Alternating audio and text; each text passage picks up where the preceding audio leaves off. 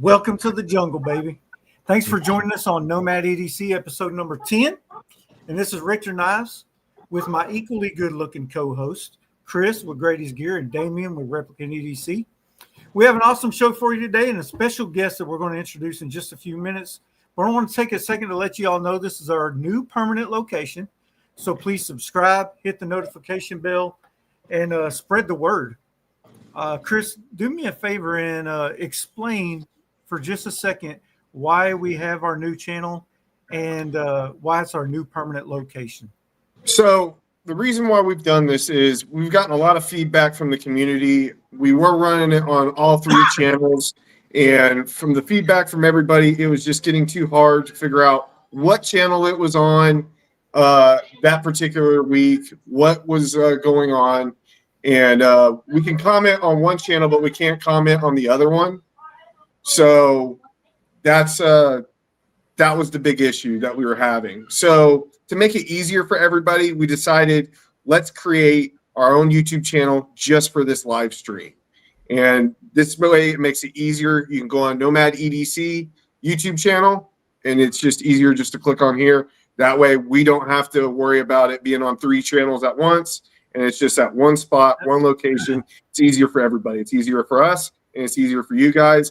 And not to mention, we can build upon this channel as well. We can all three of us upload videos, shorts, everything to the channel and watch this channel grow because that's what we want to do. So that's the main thing behind this, guys. That's why we want to do this. Yes, yeah, sir. Not to mention the chat, like that everybody's on one chat. So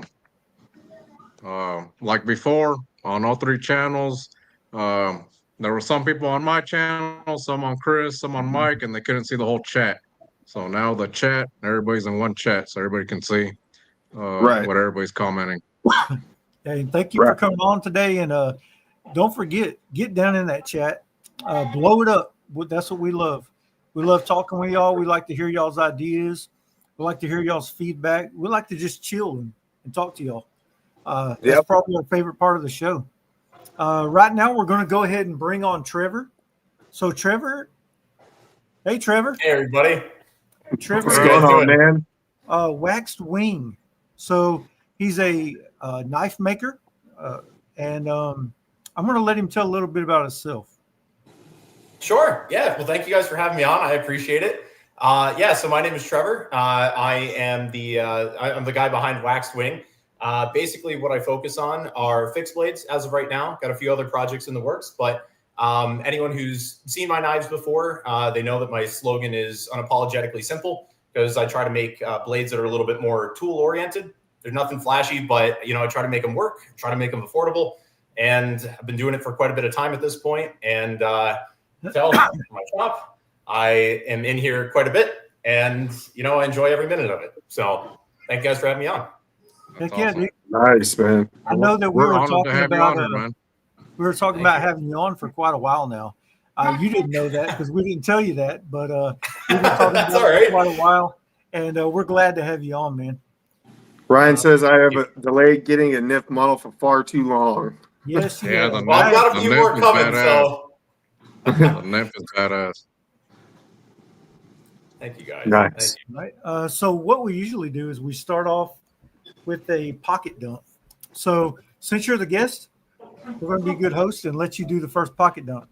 Oh, man, what an honor. All right, cool. So I don't have a whole lot on me, but I'll show you guys what I do carry on me. So, all right, cool. So I'll cover the boring stuff first. My wallet, I absolutely love this company. Don't want to promote them too much, but Flowfold, they're made in Maine. I've been carrying this thing for almost a decade at this point, and I love it to death. So not that you guys care about the wallet too much, but I've got some pretty boring stuff here. But Victorinox Bantam, the A-Locks, I just picked one of these guys up, probably going on almost a month at this point. All it's got is a little pen blade and what they call, I believe, their combi tool, which is a flathead, Phillips head, wire stripper, can opener, and bottle opener. Love this thing. Use it daily, and it's nice because it fits in your fifth pocket, your little coin pouch. And just got this guy not too long ago, too. This is the Gerber EAB Mini with the retractable razor blade. And I use this thing all the time. Again, fits in the fifth pocket. Got a little string on it to help pull it out. And I think that's it. And usually one of my fixed blades lives in my backpack that I bring with me everywhere, too. But not quite in my pocket. So not in the spirit of a pocket dump. But that's what I've got on me. Wow, Nice. very, very minimal. Yeah, So man. you don't use a flashlight or pry bar. No. That stuff lives in my backpack. I do have an Olight. Oh man, I can't remember the name of it. It's the one that are rectangular with the laser and the black light. Yes, yeah. So I've got those, and I carry a few on me, but they all live in my backpack because I honestly I don't know what it is. Even having a watch on me drives me insane. So I try to keep my pants as light as I reasonably can. So I believe me, I use those tools all the time. But I've got an Air backpack is what they're called, EAR, and they've got a nice little organization thing in the front of it. So all my stuff lives in there, and that comes with me pretty much anywhere I need. So if I'm at home, I just reach for them from there. I hear you. Okay. So who's next? Damien, you want to go ahead? Sure. What I got on me today? Flashlight. I got the Ace Beam Pokelet AA. Love this little light. Relatively cheap. I think it was $30 on Amazon, but I love this one. Really cool. I don't know if I said it's a AA battery on that. My left ass cheek. Carrying the Nice Guy Machine Company Mr. Nice Bar version 2. This one pretty much just lives in my back pocket. Left pocket, carrying 2 pry bars. I usually always carry this one as well. And this is the, what's the name of this one, Chris? 6G hardware. Lil Willie. Oh, what's the name? Lil Willie. This is the Lil Willie from 6G Hardware. All made in America. Hit up 6ghardware.com. He has a lot of pry bars, and he also makes lanyard beads. So hit up 6ghardware.com. What's going on, Silverbeard? Jay's in the house. My wallet, Rustic Heirloom Hitchhiker. This is in Ghost Bourbon. Adventure 1971. What's going on, man? Hey, bud. Thanks for hopping on. For the knife, I'm carrying it in a Cabo Knives leather slip with the pocket clip on it. And this is actually a new pickup. This is a Rough Rider. Oh man, what's the name of it? Half Hawk, I believe. So I just picked this one up yesterday. I'm really surprised with the quality on this Rough Rider. It was only $20 at an antique shop that I went to, but I'm very surprised with the quality on these Rough Riders. Looks sick, dude. So it has a pin blade on it. 440C steel. These the blades are actually really sharp, but really surprised with the quality on this. I'll be making a video on this here soon. AW Custom Designs. Welcome to the show, man. Welcome to the What's show. up, Aaron? What's up, On Aaron? my wrist, and I got the Casio G-Shock, and that's it for me, guys. That's all I got. Very What are you guys nice. carrying?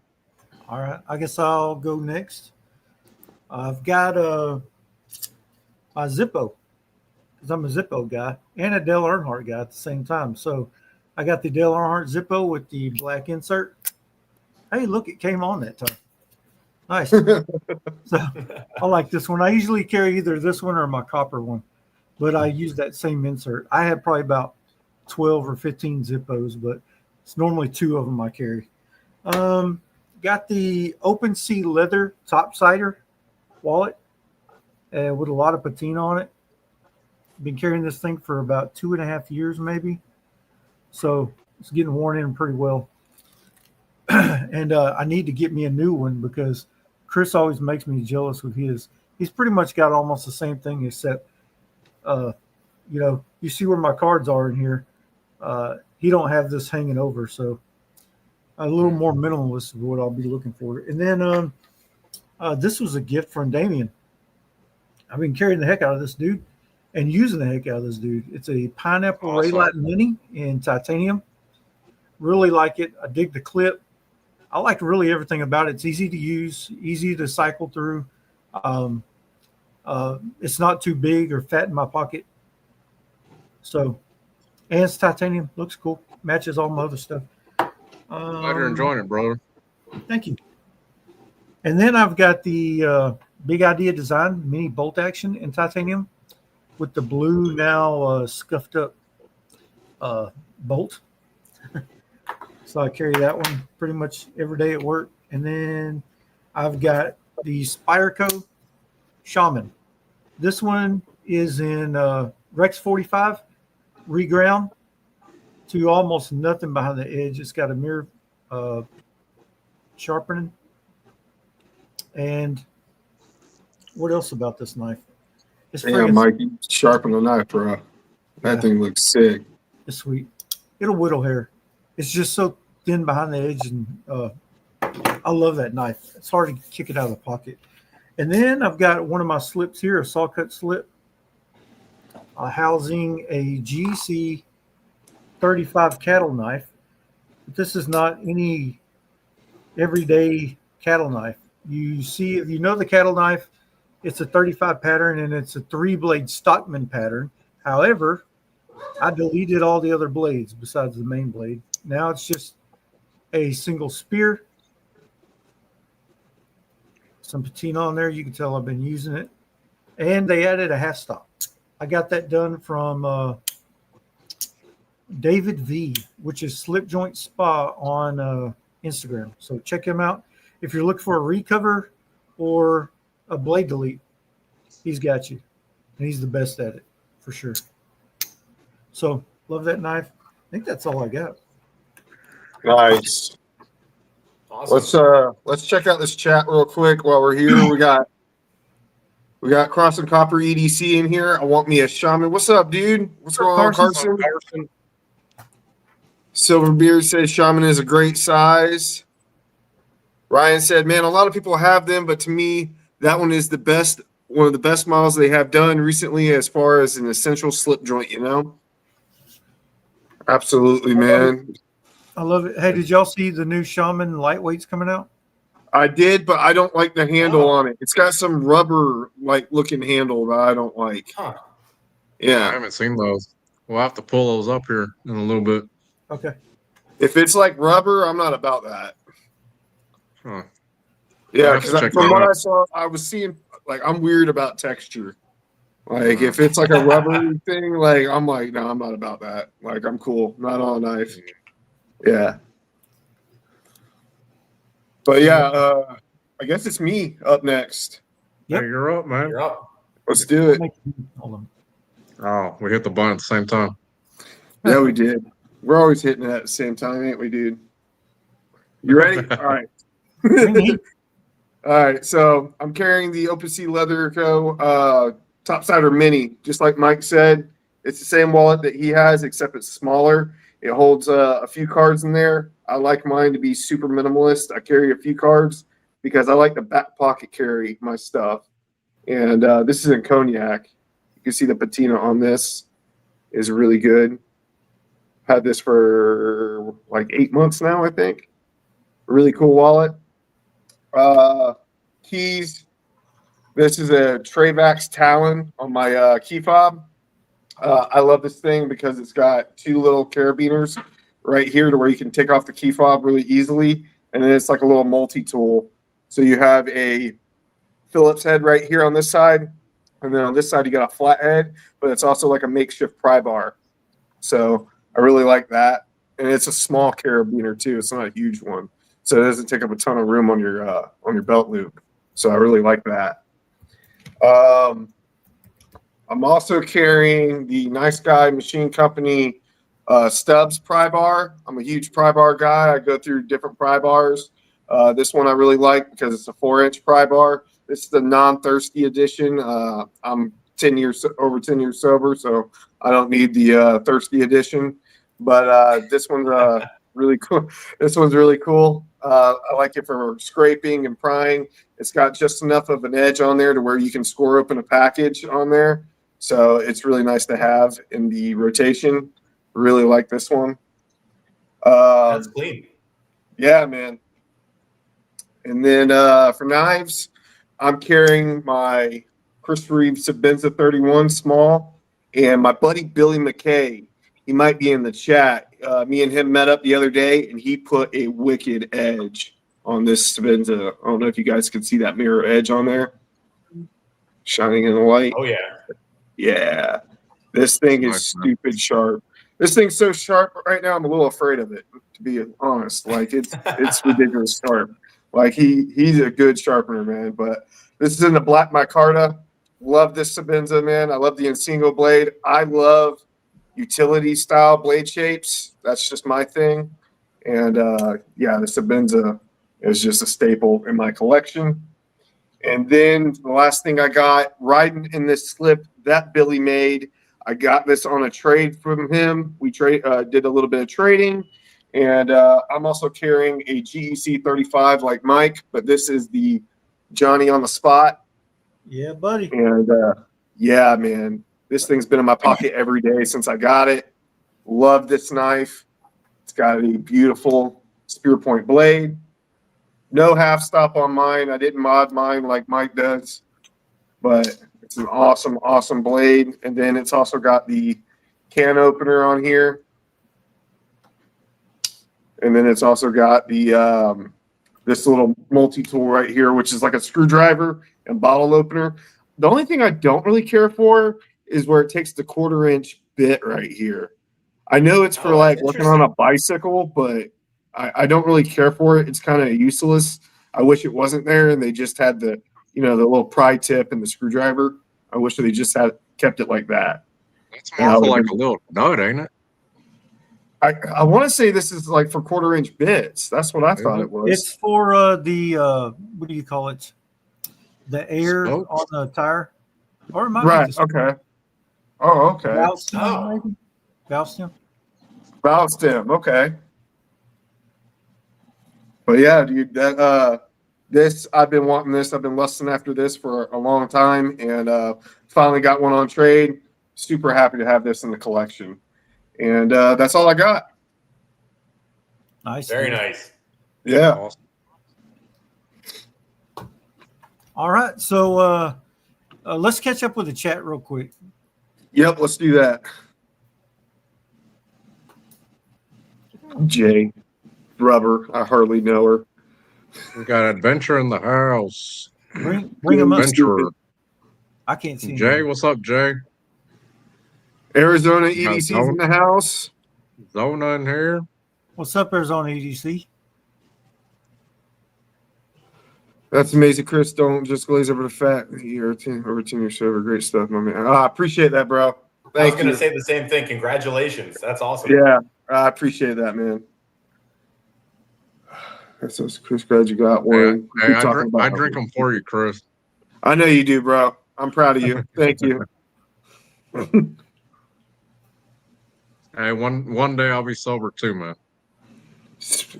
Hey, man. I'll be cheering you on, bro. Could be spokes Spokes on the bike, I'm guessing. Yeah. Jay, now you gotta buy a bike to go with your night. There you go. Jay's always coming with that heat. They sell any Black Delrin bikes? I'll be riding it if they do. That'd be sick. I'll be like, hey, check it out. So, Trevor, let's go ahead, man. Let's get into some questions. I know a lot of people on here want to get to know you, Sure. want to get to know what you do. So let's start at the beginning. So tell us about your first knife. Your first knife. Oh boy, God! Honestly, I think that the very first knife that I had, or the very first knife I can remember having, was probably, it was like a Texas toothpick slip joint. I don't even know where the hell it came from. I don't think it had any sort of. I don't think that there was even any maker attached to it. The thing was a total hunk of garbage. I don't even know if my parents gave it to me, quite honestly. I think it was one of those things that just kind of found lying around somewhere and kept it in my pocket. But the first one that I could really properly remember having, which is, it still kind of upsets me to this day that it's not around. The first one that I bought with my own money when I was probably 12, 13, 14, around there, probably even younger than that. I wouldn't say maybe even 11, was the Kershaw Skyline. I carried that thing nonstop, rain or shine. I used to hay fields that would cut baler twine and do everything. And like, I love that thing. Still have it to this day. And boy, yeah, I carry that thing with me relentlessly. But the Texas toothpick, that's kind of a cop out. And then the Kershaw Skyline. And then that was kind of what kicked everything off, where, I just collected and collected and collected. So Hey, that's cool. Man, I remember remember the the Skyline. Skyline. It was a good knife. It was a clean, simple design. And, thinking about it now, it was probably a lot more influential with the stuff that I do now than I might have realized. Because I mean, God, it was simple. I mean, it wasn't even, I don't even want to say it was anything pretty. It was just clean, simple lines that had that back flipper. And I don't know. I love that thing. It was awesome. That's cool, man. So it's heard say that you started making knives around 13 or 14, somewhere around there. That's incredible. Almost unheard of. I've never heard of that. Talk about what started your passion with knives and inspired you to begin making knives. Yeah, sure.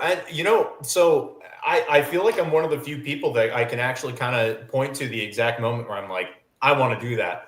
To kind of shout him out here and give him a little bit of credit, I've been meaning to send him a message for the longest time, because I kind of owe him pretty much all of this stuff. But I'm not sure if you guys are familiar with the YouTuber Trollski. He's a Polish knife maker, and he was really popular. I want to say probably around, I mean, he's been uploading videos for a long time, but I remember when I first started watching YouTube videos on knife making, he did a lot of cinematic stuff. It wasn't even necessarily tutorials. You could just, you'd watch them in a shop and you'd see the sparks flying and everything, and, quenching the carbon steels and seeing the fire flare up and everything. And the guy was, he was an artist, like, and it still is, he still makes knives to this day. And I've kind of watched his company grow just from I shouldn't even say his company. I've seen his craft grow just kind of from the sidelines. And I remember watching his stuff and being like, amazed. I was like, wow, it was kind of more of an artistic expression more than it was just, making knives. And not to say like I ever thought that knives were brutish or anything like that, but I really, I really owe it to him for kind of cultivating that interest. And you're absolutely right. I wish I could remember the exact age that I started, but I was probably around anywhere from 12 to 14. And my first knife, I have it hanging up in my shop here. I look at it as soon as I opened the door. It was the biggest piece of garbage I think Let's I've ever get a seen good look make. at that big old piece of garbage. Hold on. Let's get a look at that. It's a piece of rebar. I heated this guy up with some pea coal, some fire brick, and a bathroom exhaust fan on the ground with, I think it was a railroad tie, and just, beat the hell out of it. And this is what came out of it. And, it's got a little bit of an edge on it, but I just kept making knives out of rebar and all sorts of stuff. And, then I eventually kind of kept watching more of Trollski's stuff. And then I got involved with Walter Sorrells, who was actually doing, tips for the knife maker and everything. And it just kind of progressed and progressed. And, when you're teaching yourself at that young of an age, you suck. So you're really bad at what you do.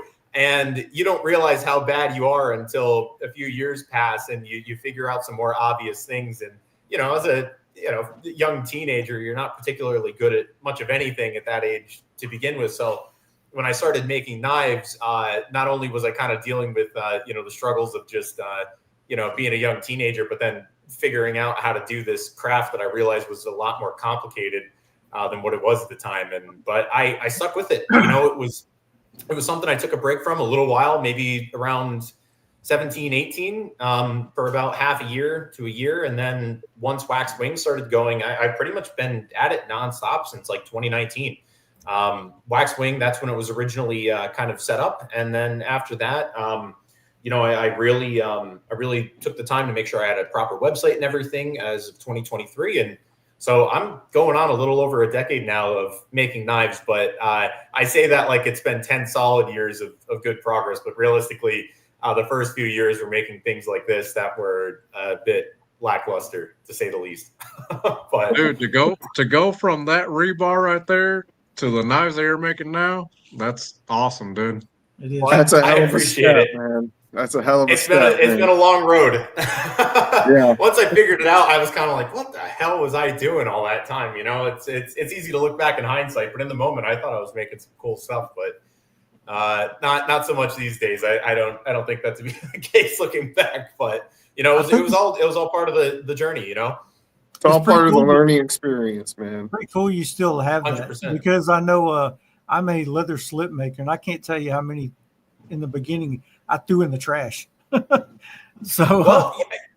Oh, believe me, there's a lot that are floating around in some sort of junkyard somewhere, but or recycled steel plant. But it was, for some reason, I don't know why. Like I just kind of had it in my head, I'm gonna stick with this, and I don't know what it was. I knew that, and so I kept this hunk of garbage, and it sits up there above my Dremels and everything, just sitting on two nails, so I can kind of walk in and take a glance at it every so often. And I haven't picked this up. You probably saw the dust floating around in the air because I haven't touched it in so long. And I guess when you point it out, it is kind of crazy. I guess I have come a long way. So it's it's a good feeling. It's a good reminder. Those are those are collector's items now. Absolutely. Yeah. Well, I'm not letting go of this one. This one's too important to me. Right. It's definitely a good thing when you walk into there. It's a good memory when you walk in there to see where you come from, how far you've come. That's 100%. awesome. Yeah, man, that's awesome. Thank you. Yeah. well, tell us about your company and your vision for the future of Waxwing. Yeah. All right. Well, cool. So I'll kind of tie this into, actually when I was a little bit younger with some of the knives that I was interested in. So, not to get on my soapbox here, but there's a lot of people who make fixed blades, and a lot of extremely talented people who make fixed blades. A lot of people who are more talented than me who make fixed blades. But I try to set myself apart in the sense that I try to make more traditional knives in terms of functionality, but with a bit of a modern twist. So using modern steels, modern materials, and to kind of bring it back around for a brief second, my slogan, unapologetically simple. I try to live by that. Everything I try to do is just simple and functional. So going off of that, like when I was growing up, the knives that really started to kind of pique my interest in terms of geometry and function, not necessarily in terms of appearance, but I always loved like the Mora Classic, the Open L number 7, Victorinox, because they all had really thin blades. And at least I noticed when I was growing up and starting to kind of get more involved in this stuff, I'm 26 now. When I started to get more involved in this stuff, I was always kind of disappointed that a lot of knives were thicker stock. And they have their place. Like I'm not going to pretend like, knives that use a thicker stock, 1/8 inch, 16th inch, or 3/16 inch, or even 9/64. Like those things all have their place. But with me, I'm like, well, I don't really like the appearance of the Mora, and I don't really like the appearance of the Open L, especially, with the swelling of the beechwood and whatever else. So I'm like, well, there's not a lot of guys that are making fixed blades that are 1/16 of an inch thick. Usually they're a little bit more on the thicker side because people want something more robust that they can kind of beat on. So I when I was making knives, I'd make all sorts of different stuff. I made blades as thick as 3/16 inch. I think there was even one that I made that was 1/4 inch thick at once upon a time. And, I kind of hit my stride when I started making fixed blades that were only 1/16 of an inch thick. And with modern steels, I mean, you could do some pretty incredible stuff with this. I mean, if they're heat treated right, I mean, you get a tremendous amount of flex. And realistically, if you have a knife this size and you break it with doing whatever you're using it for, chances are you probably weren't using it for the right purpose. And so my philosophy is, if you think you're going to break one of my knives, you're probably using the wrong tool. Maybe get a hatchet or a pry bar, things like that. And so I kind of took that, that philosophy of those companies that have been around forever with Mora and Open L, and I kind of applied it to a modern fixed blade. And The very first one that I ever did, the model that came from that was actually one that was called the Zephyr, and I don't have one, but it was a super thin knife, 1/16 of an inch thick, and it was almost kind of looked like a mini katana. It was just very rectangular with a slight curve up towards the end, and those were very popular. But I kind of got fed up with making them because my old belt grinder back there, the Coot, it wasn't really precise enough to kind of work with those thinner steels, and I'm like, this is for the bird, so I left it and started upgrading equipment. And then the Sprout came along, and once people kind of heard about it, people loved the and yes, I see that question there. As of right now, yes, Nitro V is almost exclusively what I use. But the Sprout came along, and then people were like, well, could you do a Warncliffe, or could you do a sheep's foot, or drop point? And I'm like, yeah, sure, I'll do that. So they started off as custom things, and then they became standard models, and it just kind of snowballed into the thin stock fixed blade guy. And I'm hoping to expand upon that in the future. But the simple aesthetic and the functionality are really things that I strive for, and try to keep them affordable in the meantime too. So try to get the best of all possible worlds I can. Yeah, I gotta say, after looking at one of your knives, and I did a review on it, I was highly impressed. Highly impressed. Thank you. And now there wasn't any up for me to buy at the time that I was thinking about wanting it, but I've always had in the back of my mind I'm going to snag one of those. And it was a great knife. You can go back and watch the review. There's a little plug for my channel, Richter Knives. Go check it out. It's pretty. So one of the things I wanted to ask you is, I noticed that you make Kydex sheaths. Is there a reason behind that and not leather? I suck at leather working. that's the reason behind it. You're not the first person. I saw, as soon as I saw you guys pulling out your wallets and your pouches for the slip joints, I'm like, they're going to ask me about leather. I knew it was coming. I saw it from a mile away, and I like the feel of leather. I especially when, especially with smaller fixed blades like these, a lot of people ask for leather because, it's more pliable. It's easier to fit into a pocket. And one of my friends, his name is Elijah. He helps me with the sheaths occasionally, and he really wants to get involved in the leather working. And I told him, I'm like, look, when you get to that point and you want to help me with that, I'm like, you basically kind of start your own business. And I'm like, I will happily commission you to make them because so many people have been asking for them. Personally, I am a steel worker. I cannot stand working with natural materials. I don't know what it is. I don't even have a particular reason for it other than I'm not very good at it. So that includes wood and leather. I wish that were the case, but there's a reason why I stick to synthetics and metal. It's a little bit more predictable in my realm, but I'm not going to dismiss it. I really want it to come down the line in the future. I've just been slacking a little bit in my end of things. So that's a good answer. Tell us about some of the models you have. Just take your time and tell us about some of the models you have and where somebody could pick them up.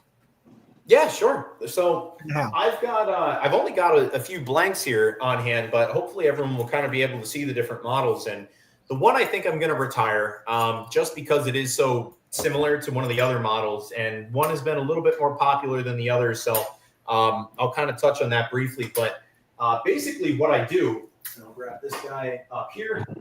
And so pretty much you can see, I'll hold all of these up. Every single one of these blades, aside from the larger ones, which I don't think I have one blank on hand for the larger ones. So you can see the handles on these for all the models are exactly identical. I get these laser cut from a small company in, I believe, North Carolina, off the top of my head, Laser Precision Cutting Co. Awesome company. If there's any other knife makers in the chat, I would highly recommend using them. They're awesome people. Their turnaround time is phenomenal. And they source steel from wherever you ask them to get it from. So they're awesome. But as far as it goes with the small fixed blades, I started off with the Sprout. So the Sprout was kind of like, I would call it like a straight back knife. Some people call it a bit of a modified drop point. I always just called it a straight back just because it does have that really acute flat spine there on the back. This is the one that really kicked off all the small blades. I made a bunch of these, but what ended up taking off and kind of being the star of the show was a custom order. And I wish that I could remember the customer who requested this at one point, but they asked for a kind of like a modified sheep split or like an Osborne 940 style blade and reverse tonto, I guess is what some people would call this. And the nymph was born. So interestingly enough, not to kind of do a bit of circular explanation here, but I started off making fixed blades that were a little bit larger than this, than these guys. So most of my fixed blades were actually, and I'll hold up the model that this was based off of, and I'm going to kind of be a bit of a nerd here for a second, so you guys are going to have to bear with me. Nerd out, bro. All right, go ahead, man. Go ahead. Cool. So my background's in wildlife biology and forestry, so all of these have really dorky names. But when I started making fixed blades, I'll kind of start from the ground up. So I started making these guys. They're a little bit thicker. They're 0.094 inches thick. And I had a section or a collection of mid-sized fixed blades, and it was the Aspen, which is still on the site. I don't make a tremendous amount of those anymore. But there was the Aspen, the Apatox, which was short for apatoxin, the venom that's found in bees, which is this guy.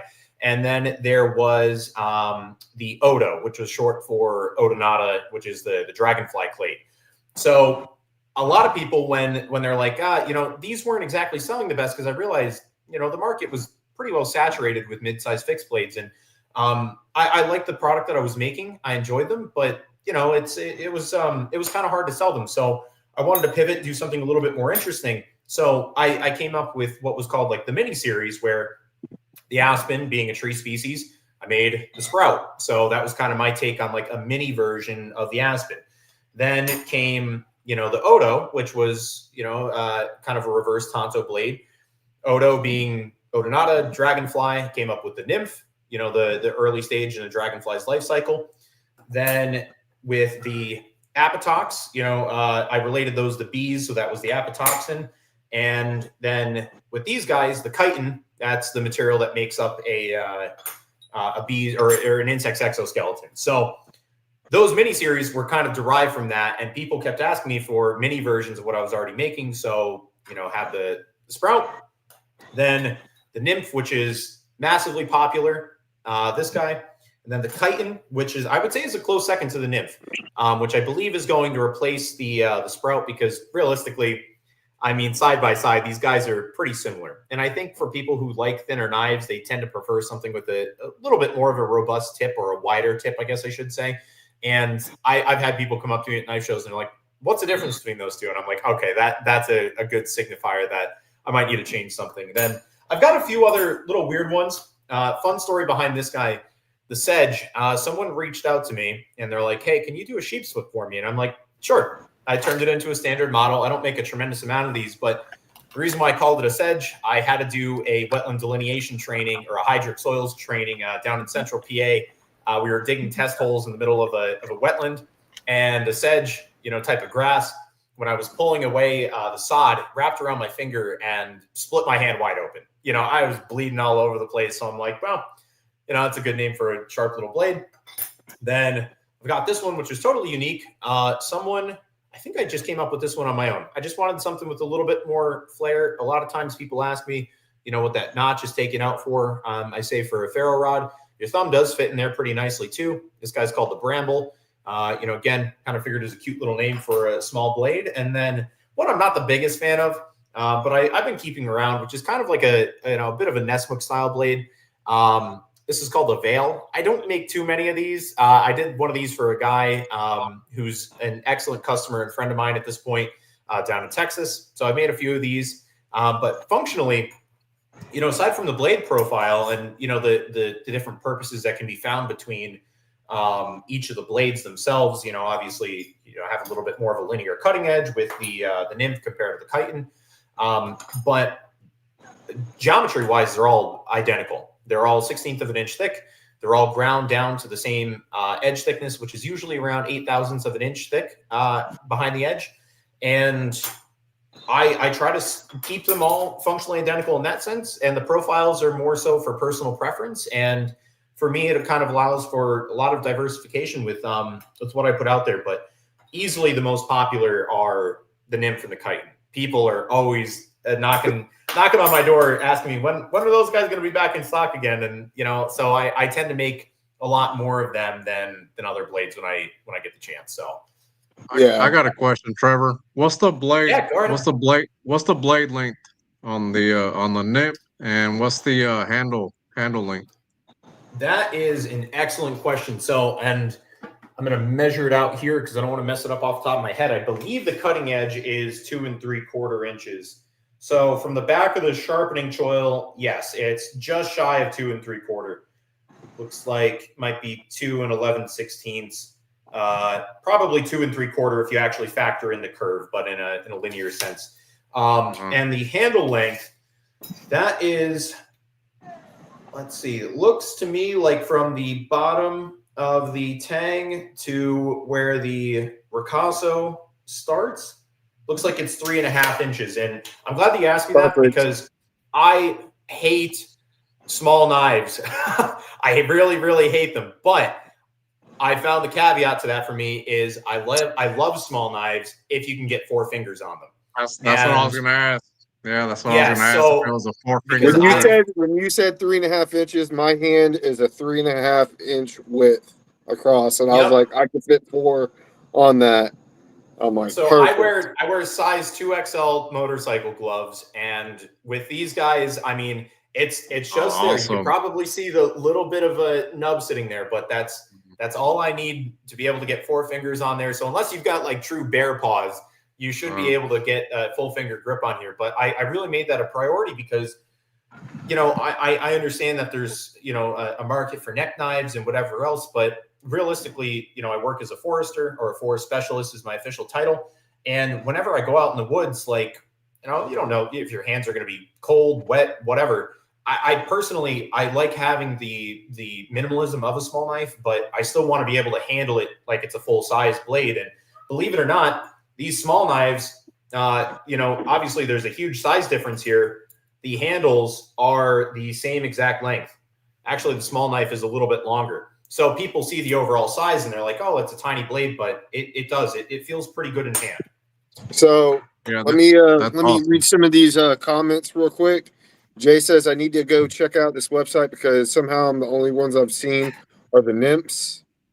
Yeah, a lot of people tend to like those. I think that's why you probably see them circulating more than anything else.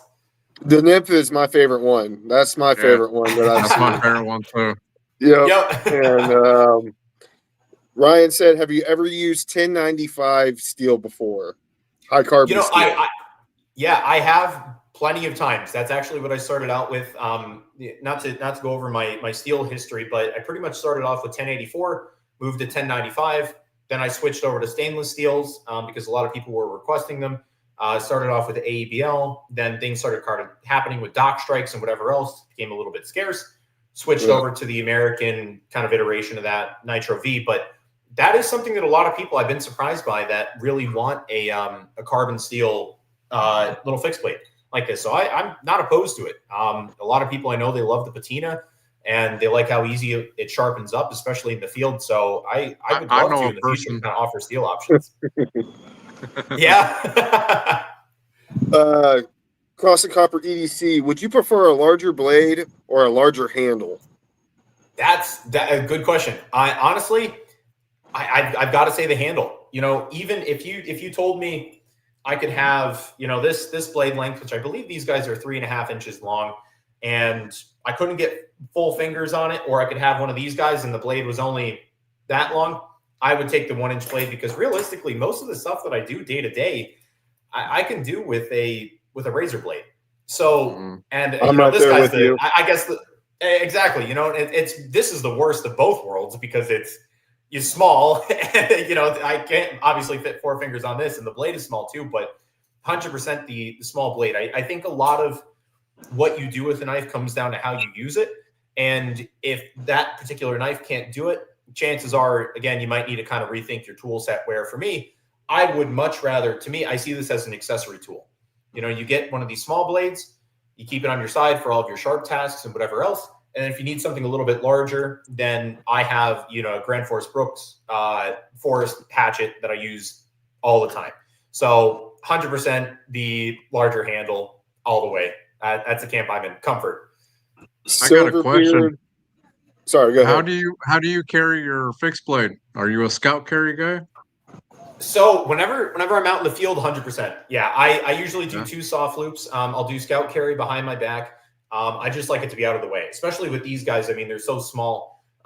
When I carry, this is my personal one. I have a chitin in sand. Blow them up. I'll show that one off quick. He's pretty scratched up at this point, because I use him pretty frequently. But and of course, my lighting here, I'd blind you guys every time I rotate it too far. But most of the time, I carry this guy just in my pocket. They're small enough that I won't flash one of my credit cards up here, but using my wallet for scale. I mean, these guys are pretty thin profile. So most of the time, I just slip them right in my pocket. And then when they do come out, I throw another one of these loops on and scout carry or on my backpack. So nice. Silverbeard wants to know, what handle material are you using? So right now, I've worked with a lot of different stuff. Right now, I'm extremely partial to G10. And the only other material that I like more than G10 that I don't use very frequently because it's expensive is Taro Tough. I love Taro Tough, but G10, the reason why I like it so much is I do all the handle scales by hand with a Dremel, not this particular bit. I was doing something else with that one, but tungsten carbide burr. That's how I get all these itty bitty dimples on these guys. And it's very easy to mill this material by hand with a Dremel. And of course, that's awesome. Here, so you can't see them, but I love G10, and Taro Tough is, I mean, God, it's an awesome material. I'm not sure if you guys are familiar with that, but thanks. Wow, so you Dremel each handle by hand? Oh yeah, absolutely. Wow. So how long does that take you? Surprisingly not too long. And the guy who appeared in the chat too, that's Elijah. He's the guy who helps me with my sheets. Awesome. He just got married. So congratulations again, Elijah. Congratulations, man. So I do them all by hand. So I'll get the bit out here. So I use 2. They take me, honestly, from start to finish, an entire handle is 27 minutes.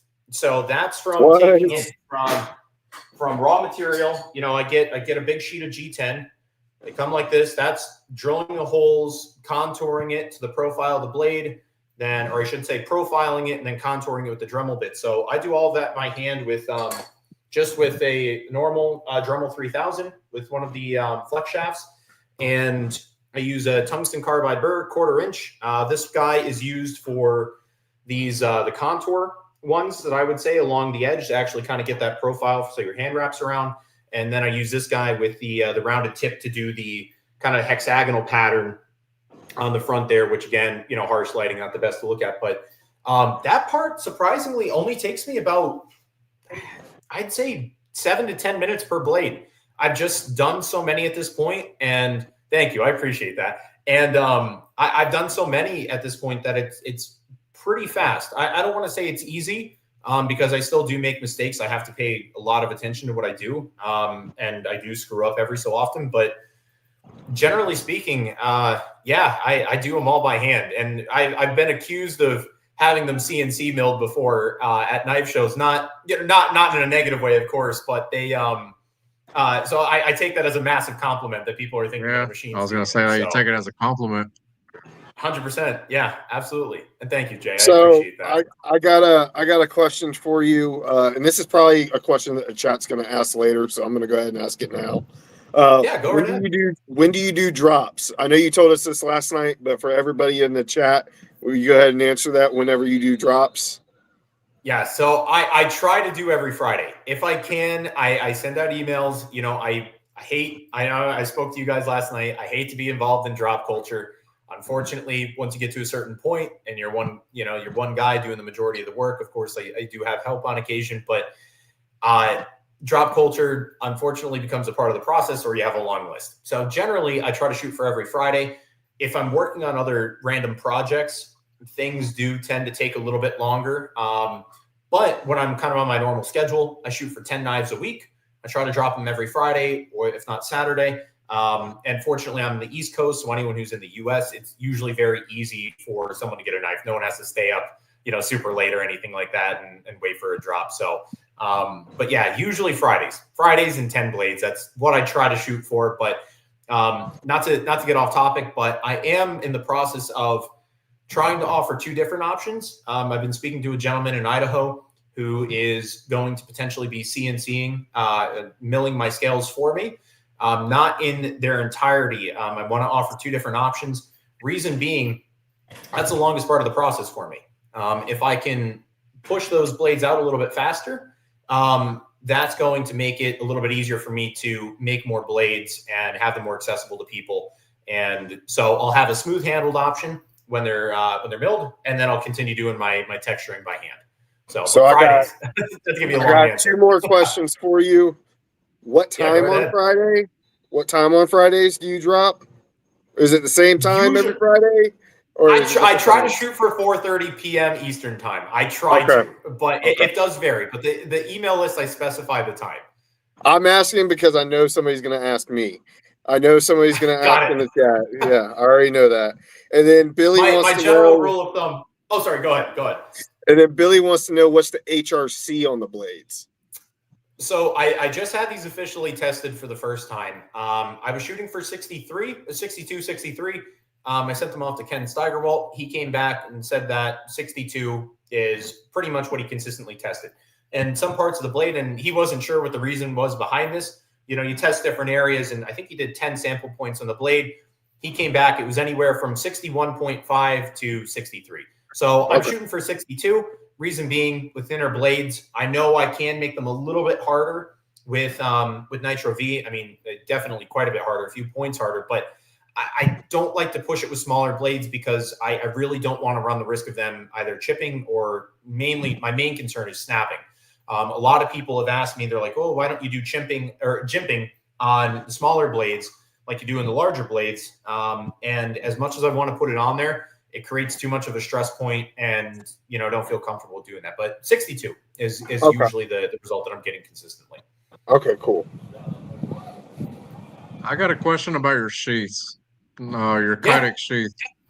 Do they have a thumb ramp to push it off? Yeah. And does it have a positive, that positive click? Yeah, so I'm not going to lie. Kydex is something that I've definitely have struggled with in the past. And I think for these guys in particular, I would imagine one of the reasons why I struggle a little bit is because I do all of them by hand. And every single one is just a little bit different from one another. But I think I've got a pretty good formula going with the Kydex sheaths. And this is what I've settled on, more or less. This guy is actually kind of old at this point. I've even slimmed them down a little bit further. But when I sell these, this is exactly how they come. So usually it's 4 grommets. And they're set up so that way you can get, I always forget if it's multi or ulti clip. I believe it's ulti clip. I can get an ulti clip on there. Ulti clip, yeah. Yep, got it. So I have it set up specifically so you can do that because some people like to do in-pocket carry. I always do the simple single fold taco style, and they do have a thumb ramp. It was a little bit hard to see on with the loop going on over there, and they do have a nice click. So full confidence to shake this guy around, and they pop off nice and easy too with one thumb. Now, the only thing is, and I'll be entirely honest about this, some knives I'm able to get, I should say some models. The nymphs, I'm a little bit guilty of this. You guys might be able to hear it a little bit, and there's not a ton of movement here, but it's mainly a 1/16 of an inch thick. It's a bit of a compromise situation. With the Kydex sheaths with steel that's this thin, when you do the fold, there's always going to be a little bit of a crease in the back that the blade can kind of slip into. So the solution is to either move the blade out and make the sheath a little bit thicker, or deal with that little bit of movement. And honestly, for most people, I've gotten the feedback that they like having the profile, the sheath as thin as possible. So that's a little bit of a downside of working with thinner steels. But I also use the thinnest Kydex possible to make that as smooth as possible. But yeah, I really love the way that these guys fit in the sheaths. So fantastic, man. I can't wait to get one of those in my hand, man. Thank you. I've got yours right here. I've been lusting after one of those for, man, probably a year. Well, I hope it lives up to the expectations. So You Yeah, I will. think it That's will. awesome. That is awesome. Now, Thank I you know I'm loving explained, everything I'm hearing. you explained some of the challenges, but what are some of the challenges of keeping up with production while you're working by yourself, and how have you managed and improved that process? that's an excellent question. So, I mean, it's hard. I'll be entirely honest. I have a few friends who do come and help me on occasion. It's something that's very difficult to work out with them. Being 26, all my friends are in the same age bracket. It's been hard to meet with people. It's hard to meet people even to have, dinner or anything like that. So a lot of times I'm kind of doing stuff after work on my own, and have an awesome boss at my full-time job. She allows me to kind of work on a separate schedule, and I get more time in the shop, but it never feels like there's enough hours in the day. So ultimately, I would say there's a few different factors that allow me to work fast. For one, the thinner stock. A lot of times when you work with especially stainless steels, you need to pre-grind the bevels before you heat treat, just so that way you're not blowing through abrasives and whatever else. But with steel that's already this thin, it only takes me about 15 minutes to grind one of these guys out, because I can just heat treat these exactly as they are, and it doesn't take me too long to grind the bevels. Now, the part that definitely is a big hangup are the handle scales. That's the most time consuming part, and ultimately, I would say the part that allows me to move relatively quickly and offer these at the price I do is just the fact that I've made so many. I just know exactly what to anticipate with each stage of the process, and because I'm not switching between models or doing anything like that, it allows me to just kind of bang them out relatively quickly. And for me, it's a fairly decent system, but I think the biggest hurdle moving forward is going to be, I've kind of tapped out how fast I can move. I've spent some time investing in some quality equipment. Like I've got an Ameribraid belt grinder behind me. And it works great. It's awesome. But even if you invest in good equipment, unless you try to strive for a bit of automation, whether it's with CNC or outsourcing things, which I don't want to do, I like to try to keep things in my shop as much as I can. Going to be a little bit boxed in. Or the other thing is, potentially switching over to as a full-time knife maker, which isn't an easy decision for me. It's not something I want to do because I do love my full-time job as well. I went to school for it and everything like that. But it's a good question, and it's one that I kind of have a partial answer to. But overall, it's also something I'm struggling with currently because I am only one guy. There's only so many hours in the day. I try to source everything from America. I try to do everything right. I try to do it by hand, look over everything before I send it out. So when you try to do everything right and get things from ethically sourced places and do everything yourself, you do hit a wall where you can only do something so fast. So it's easy for the capacity that I'm working at now, but scaling up it's going to be a big challenge, and it's going to be something I have to think about a lot, what I want other people to do. And I think for me, kind of touched on it a bit before, having someone mill the handle scales, I think is going to be a huge step in the right direction to help take some pressure off me, while still using someone who's sourcing American parts and is another reputable guy in the knife world. So definitely don't want to send anything overseas. Not that I'm even at that point yet, but I try to keep everything here. Right. I got a question. I got a question. So everything on your knives are handmade to perfection. What's the price point on those beauties? $120. So I can't Oh, believe you're selling them at 120. well, I've gotten a lot of pushback from that, believe it or not, that people are telling me that I need to charge more. And the thing is, I'll be entirely transparent. I don't know. Maybe this is stirring the pot. I don't want to cause any problems for anyone else, but I do this part-time. And I know for some people, that they do this as a full-time job, which brings an entirely different perspective on what you charge and how much you have to bring in, insurance, all of that, boring adult stuff. For me, I do it part-time. So I don't have to worry about a lot of those things. But for me, of course, it's always the material and the time that you put in versus what you want to bring back for yourself. And for me to make one of those knives, and I've calculated it down to the screw, right to the abrasives. If you look at that stack of abrasives back here, not that this makes a huge point in the conversation, but every single one of these should have, and of course the one that I grabbed doesn't, but every single one of these guys will have tally marks on them, where I count exactly how many knives I go through before the abrasives wear off and everything like that. And so I've really spent a lot of time calculating exactly how much time goes in, for everything, making the foil that the knives are wrapped in before they're heat treated and so on and so forth. And it's $27 for me to make one of these knives. Start to finish of actual hands-on work, it's anywhere from 2.5 hours if things go smoothly. Sometimes it can be a little tricky to get the angle with thinner stock like that. But 2.5 to 3 hours. So, you think about what I sell them for, $120, lose $27 out of that, and that accounts for shipping. I ship them for free as well. I make anywhere from $33 to $35 an hour. And for me, I don't feel it's justified for me to charge much more than that. At some point in the future, I will be bumping them up to $130 to account for the CNC scales, because unfortunately that does add a little bit to the cost. But even then, I really, my goal, and I guess it kind of goes back to your first question. I hate to talk about money. I hate to talk about affordability and things like that, because I know a lot of other knife makers charge quite a bit more. And by all means, do that. I mean, these guys are excellent craftsmen and they deserve every penny that they earn. But for me, doing this part-time, I just don't feel as though it's justified for me to charge more. And the core philosophy of what I want to try to achieve, unapologetically simple with the aesthetics, but I want to make tools. I know at some point, and you guys probably agree with this, I know you guys work hard for all of the money that you earn too. There comes a point where sometimes knives are so expensive that you don't want to use them.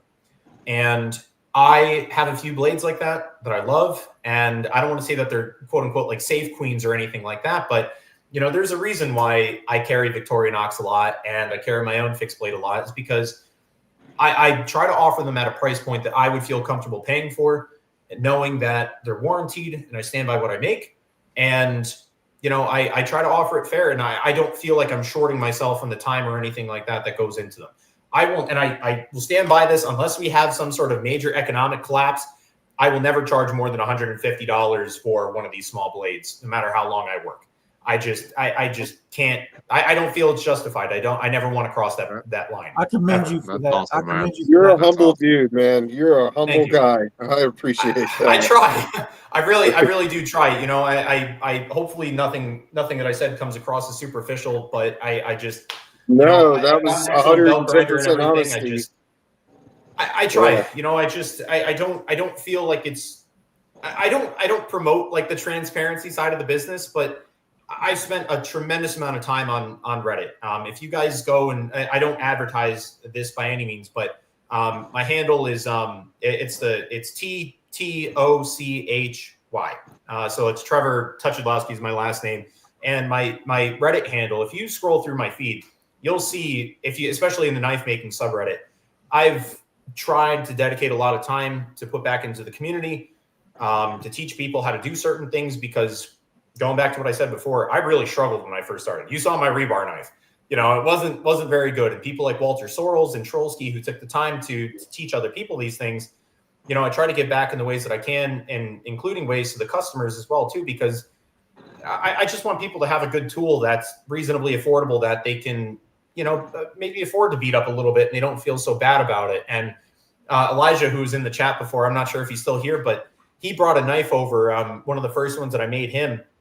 Actually, no, it wasn't Elijah. Excuse me. It was a different friend, Cody. Elijah's brought back knives for beautification, but my one friend, Cody, he brought me one of my knives back, one of the first stainless steel knives that I made. And this man somehow managed to make AEBL rust. How he did it, I don't know. but he managed to get some pretty decent rust on this thing. And it was before I was even engraving my blade. So it was a long time ago, a lot longer than what I thought. And he brought it back and he was apologizing. He's like, man, I know it's not in the best shape and whatever else. And I'm like, dude, that's like the best thing I could possibly see. And it's like, you're using this thing. It's dull, it's chipped, and it's got a little bit of rust on it, but he's using it. And that's what he said. He uses it every single day. So he came over, I made him a new sheath, because the one that I made him a few years ago wasn't too great. And, cleaned it up, put a new edge on it, threw it in some. Hell, that was probably the best compliment. wants to see Yeah. that he's Oh using my God. it Yeah. every It's day. like, I don't want that Yeah. thing to come back to me shiny.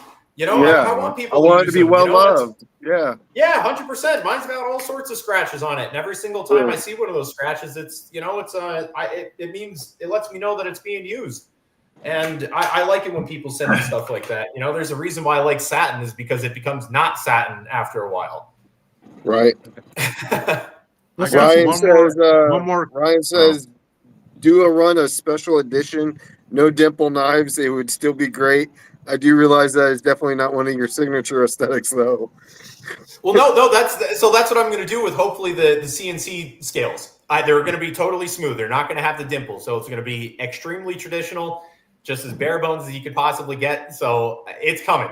I just hate hand sanding. Cool. That's the reason why I do the dimples. Also, someone else in the chat before too, they had said, if I could make a dream knife, no limit on material or anything like that. Yes, yeah. Yes.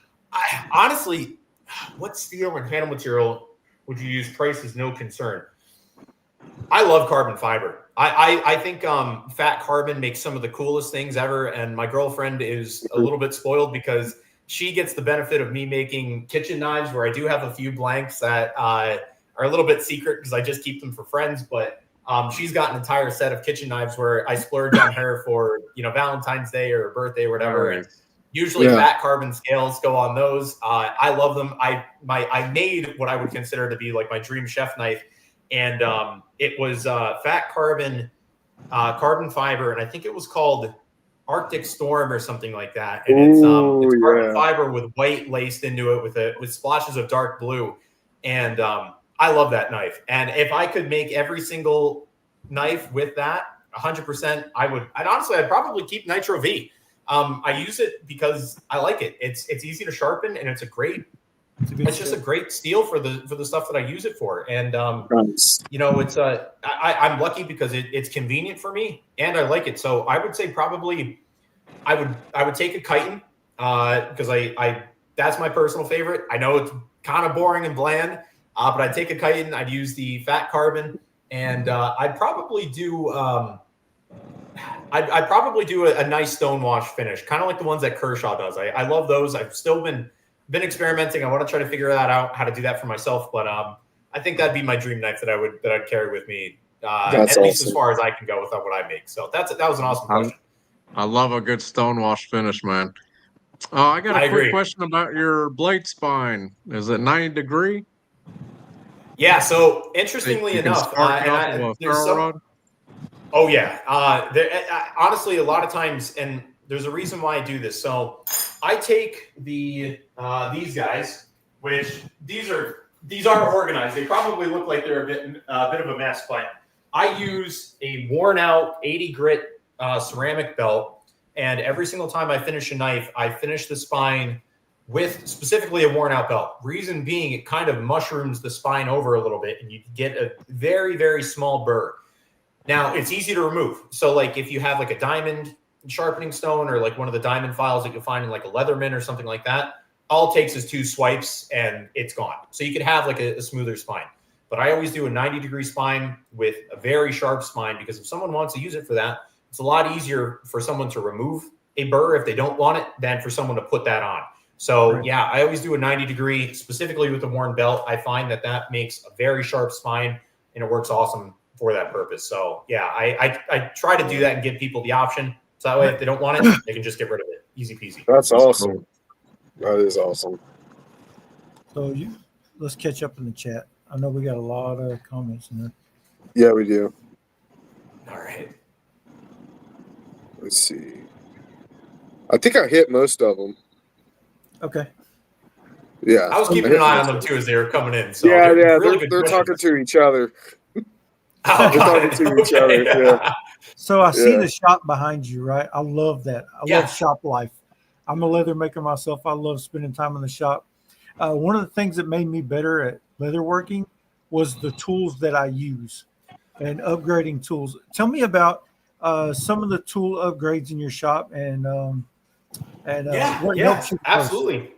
So I'll kind of stand up for this as long as you guys can still hear me all right. I assume you can because it should be connected to this. But You are absolutely right on the money for that. And I always used to be one of those people that would believe. Thank you.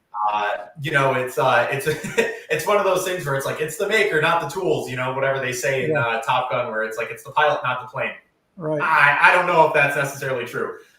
You can make awesome knives with really simple materials. I would never argue that, but it really does help investing in good equipment. And for me, this was a major step up. This machine by itself, the Ameribraid 2x72, this thing allowed me to kind of like cultivate my love for thin stock knives, just because the thing is so precise. For the longest time, this was my workhorse.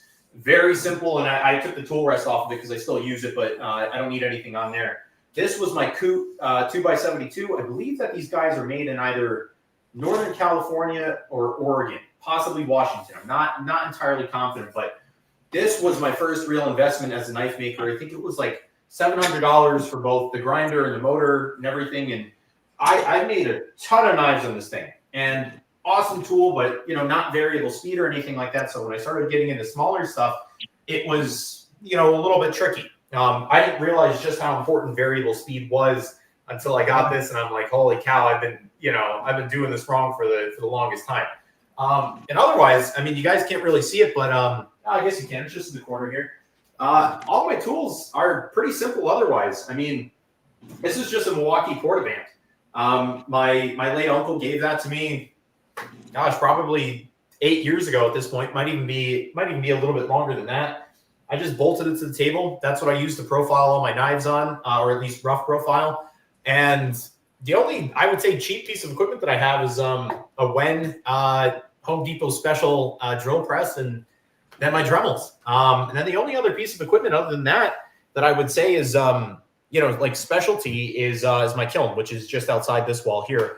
I do all that stuff in my garage, and but aside from that, though, yeah, the Ameribraid, Brian from Transparent Knives. I messaged a bunch of makers because I wanted to get different opinions on them, see what would work best. I believe KME is the other major, or not KME, Beaumont, something like that. I know they're another major 2x72 knife making specific belt grinder, and I messaged Brian because I am enamored with that man's work. I don't think I've ever seen grinds as clean as his. And so I had to ask him, I'm like, what do you use? And he's incredibly kind. Anyone who's spoken to Brian at Transparent Knives, super awesome guy. He was happy to answer any of my questions. And he's like, you have to get an Ameribraid. He's like, get the variable speed. And I'm like, all right, I'll do it. And I was a little bit skeptical at first because, I went from a 2-wheel belt grinder to 4 wheels, and I'm like, it's modular. It was a little bit clunky for me at first. I'm like, what do I do with all these things? And after I got the hand on it, the hang of it, boy, I couldn't live without this thing. If it broke, which this thing is bomb-proof, I can't imagine it ever would. But if this thing broke, I'd buy another one in a heartbeat because it's a phenomenal tool. The amount that you could do with it, I mean, it articulates sideways. Nice. It's a phenomenal tool for everything, right down to the only thing I don't do on that is the sharpening. I do that by hand with stones. But as far as it goes with machinery, this guy is 100% the heart of the operation. I couldn't do what I do with these small blades without it. Not at the rate that I do it anyway. Nice, man. I love the shop talk. You mentioned sharpening knives by hand. Are you using diamond stones? What are you using? Whetstones, water stones? I'll show you. Hang on one second. I'll go grab them out here. So I use, I should have brought it in there beforehand, but I believe. How are you eating over there? Here. So hopefully you can hear me. But let's see. I got to go grab one more thing. Hang on.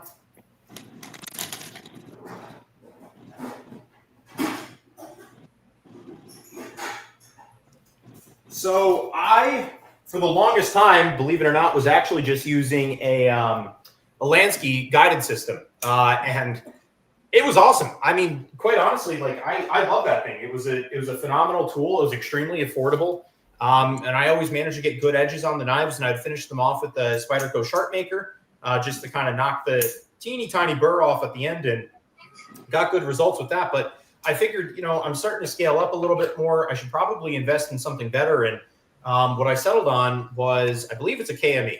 I think that's the name of the company. They're based out of New Jersey. Right. I know that much. And it's a guided sharpening system. I'm sure, the audience is already familiar with these guys, but, you've got your clamp for your blade and your guided rod for your various diamond stones that come out of this guy nice and easy, which I absolutely love. You just twist that and out pops your stone. They've got the grit on the back, exactly what you're working with. They call this guy the Beast because it's only 50 grit. That's what I start off with those. And I love this thing. I was a little bit skeptical about it at first because, it seemed a little bit weird, especially with the ergonomics and everything, and the handle kind of reminded me of almost like a pistol grip. Right. And I don't have enough good things to say about this thing. As far as guided rod sharpeners go, these things are they're phenomenal. I think it was, and don't get me wrong, I don't want to make it sound like $300 is a small amount of money, but they really are. They're phenomenal sharpeners. If you buy the whole kit, you get, I think it's 6 or 7 diamond stones that go up to, I want to say 1,200, starting at 50, and then a few different Arkansas stones, and then a strop. They're awesome. But yeah, I do rough the edges in on the belt grinder just to get that initial burr and apex the edge. But otherwise, I use diamond stones to finish them off, and then the leather strop with a little bit of their specialty compound. Nice. Awesome, man. I love hearing the behind the scenes because I always wonder what do they sharpen knife makers. They sharpened golly so many different ways with the belt, or like you do with the guided system, or with whetstones or whatever they do. And I'm just always curious about stuff like that. I'm a nerd like that. Well, I gotta tell you guys a secret. The reason why I don't sharpen on the belt grinder is because I'm scared of messing up at the last step. It's a little easier. I love how honest he is. I love how honest he is. I don't do this because I suck at it. I don't do this because I'm scared of it.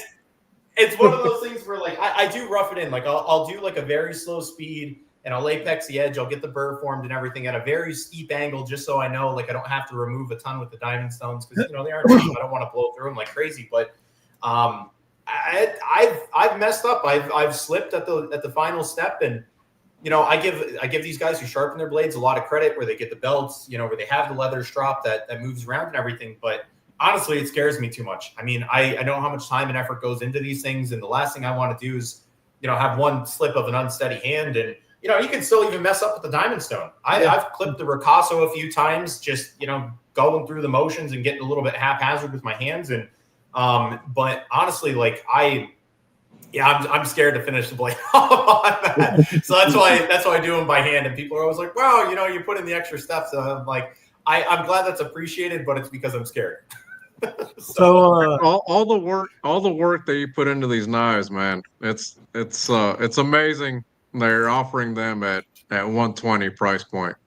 That's crazy. I appreciate it. I try to be fair. So last shop question.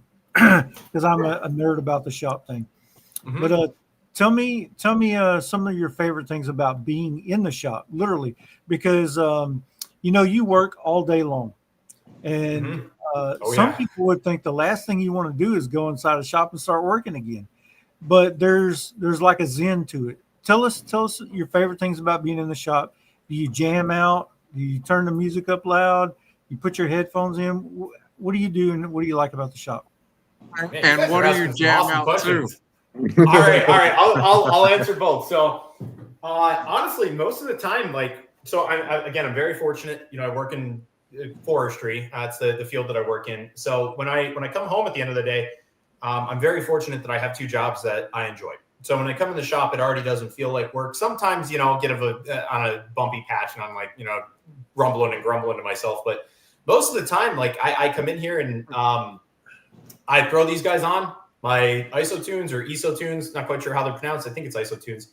And a lot of times I just listen to podcasts or I jam out to music. It does kind of suck. I love everything about knife making, but the only part that I would say that I truly hate is having to wear the PPE. My respirator, I use the full cartridges and the eye protection and everything. So, and these things aren't light either. You've got 3 AAA batteries in here and the speakers and stuff. So, you could imagine when you're bent over like that for a few hours, like you got to have some, some good stuff to listen to. Otherwise, you're just going to walk away with neck pain. But otherwise, I love the whole process. So most of the time, I'm actually listening to podcasts.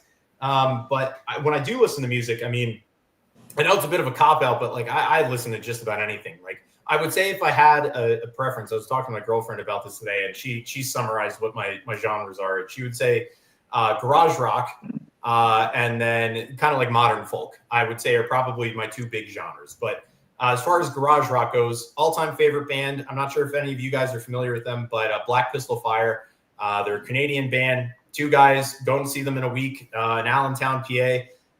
Awesome music. I can't get enough of them. They have over, I think, like 90 songs at this point, and I think I have every single one downloaded. Been a fan since high school, and they make a lot of noise. So I listen to them, but, also too, like I get behind like some, just some white noise and, some slower songs and whatever else. So I've got a pretty, you'd probably think I was crazy if you just put my playlist on shuffle, because there's a lot of random garbage on there.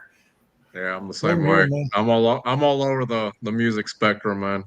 Yep. He was singing me Spice Girls this morning. Hey, man, there you go. That's private, That's man. True. Yeah, there's nothing wrong with Spice Girls. Yeah. And Damien sounds like an angel too. He sounds like a combination of Fergie and Jesus, bro. That's what he sounds like. Yeah, very nice. I can picture it now. If you were to see our chat that we have every day. Oh, I can only imagine. Yeah, I feel pretty blessed to be able to listen to Damien sing on a daily basis. And it's first thing in the morning. It's 5:30 in the morning when he sings it. My energy peaks at 6 a.m.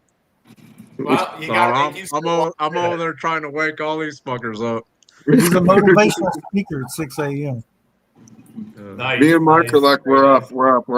Yeah, shut up already. Oh, wait. Your very own personal rooster. Oh yeah. Should have seen me last night when I was eating. He likes to watch me.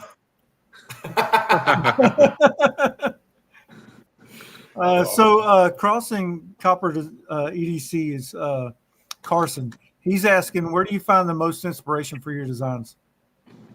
That's a good question. So I would say now I'm more so with my designs. I mean, the names themselves, I kind of explained it a little bit at the beginning, a bit of a wildlife nerd, so a lot of things are either bug or tree oriented.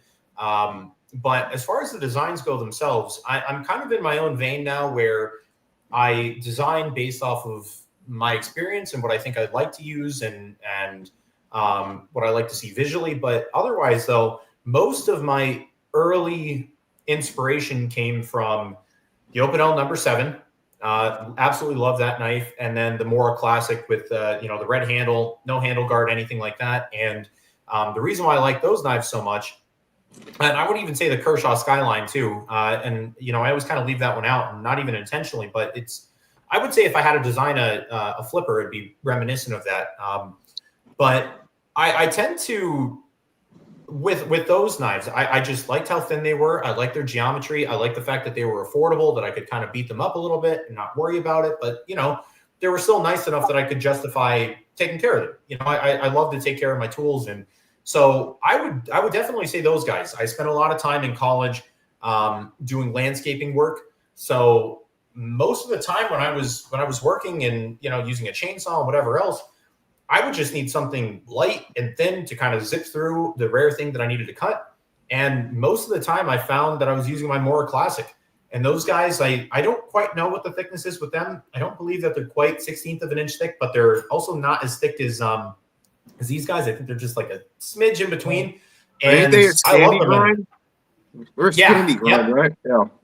Yep, absolutely. And that was one of the other things too, where I'm like, I really love Scandi grinds for the longest time. I hated sharpening them though. I know that people say that they're easy to sharpen, but I just didn't quite like the way that they looked after I sharpened them. So then my fascination kind of went more in the direction of like, okay, well, what is Opinel doing? Opinel had a full flat grind, 1/16 of an inch thick material. And that eventually transitioned over into Spyderco. Forgetting the model right now off the top of my head. but it was one of their Japanese made knives that had a very thin stock. And then my favorite folding knife currently that doesn't spend a lot of time in my pocket, and it's just because like I try to carry my own blades, you know, so that way I pick up on things that I like and I don't like, and so on and so forth. Spyderco Chaparral. That is a massively underappreciated knife. I believe it's their thinnest stock that they use. Awesome blade. It's small. It's light. You still get a 4-finger grip because they have that large finger choil in the front. I adore that blade. I think it's phenomenal. I think it's a tragedy that it isn't spoken about more in the community. And I love that thing. It's totally awesome. So I would even say with that particular blade, that one was very formative with me kind of working on, you know, trying to transition into folders and so on and so forth, that I could kind of, you know, mess around with them a little bit there. So yeah, absolutely. Adventures 1971 says, do you use a machete for your job? If so, have you ever made yourself a custom one? You know, I wish that I could carry one, because a lot of times I do need it. I work with a lot of landowners in Northeast PA, and sometimes we're going through some pretty thick brush. And unfortunately, because I am government, you know, it's usually frowned upon to have blades, which is why I tend to stick on the smaller, more I guess like socially acceptable style. But 100%, when I'm on my own, it's either a knife and a hatchet or a machete. Most of the time, I don't enjoy making larger blades. I think it's a patience issue on my part. I wish I was a little bit more patient, but I can only spend so much time at the grinder. But what I do have is an Ontario Knife Company machete. I don't quite remember the exact model, but it's ones that are like $25. I reground the edge, so it's a little bit more acute, because theirs are, you know, kind of a stumpy grind, and I use that thing all the time whenever I need a clear brush. And the reason why I do that is because, for me, buying a big chunk of steel it's not the cheapest thing in the world, but for a company like Ontario Knife Company, you know, they get it reasonably cheap. That is a tool. You know, machetes, you know, they clang off of rocks and all sorts of stuff. You're cutting up roots and whatever else. So that's one of those things that kind of moves into the territory of, I want something a little bit cheaper, because I know if I make my own machete, I'm going to want to baby it a little bit, just because of how much time and effort and material cost goes into something Makes like sense. that. So Levi Richter Leather, that's my son right there. He said, if you was to make a folding knife, what locking mechanism would you use? I know we talked about folding knives and slip joints with you earlier. Yeah. Can you kind of expound on that? Yeah, absolutely. So if I was fully capable of making anything that I wanted, I would say that probably my favorite lock, and I don't know if it's still patented by Spyderco, but I love the compression lock. Like I think that's just phenomenal lock. I mean, it feels good. It's fun to use. You know, your fingers are clear of the blade. Exactly. You know, it's about as good as it gets. I think just from a common sense perspective, like I know liner locks and frame locks are really popular, but you know, it still to this day makes me nervous. Like when people, you know, push that lock aside and it drops on their thumbnail, and I'm like, you're getting pretty close. So if it was within my capabilities and it wasn't any patent issues or anything like that, I would say a compression lock. A close second is probably the Axis lock, or whatever they call it, crossbar lock. Now since it's not United States territory anymore, I do love those. I've never used a button lock before. It's something I would like to try at some point, but I know people get a little finicky with dirt and everything in them. So, but right now, starting off, I have made one slip joint, and I'd like to give him full credit. Ken Steigerwalt, awesome guy. He doesn't live horribly far from me. Of course, I'm not going to dox him or myself, but he's an awesome guy. I met him at a knife, or actually it wasn't a knife show. It was an outdoor show. He happened to come by, stop by my booth. I had no idea who this man was. He kind of had the demeanor of Robin Williams, and, you know, he was asking me about my process and whatever else. And he opened up his jacket and he's like, "Oh, I make knives too." And, you know, a lot of times when people say that to me, you get varying degrees of talent. And him, I was immediately blown away. The knife that he pulled out, and I wish I could remember it because he showed me a few, specifically which one it was. But the thing was a work of art. He specializes in slip joint knives, and we got talking, whatever else, and he graciously invited me over his shop. And that was a big part of the question with transitioning into folding knives, which is something I really want to do, I was like, where do I start?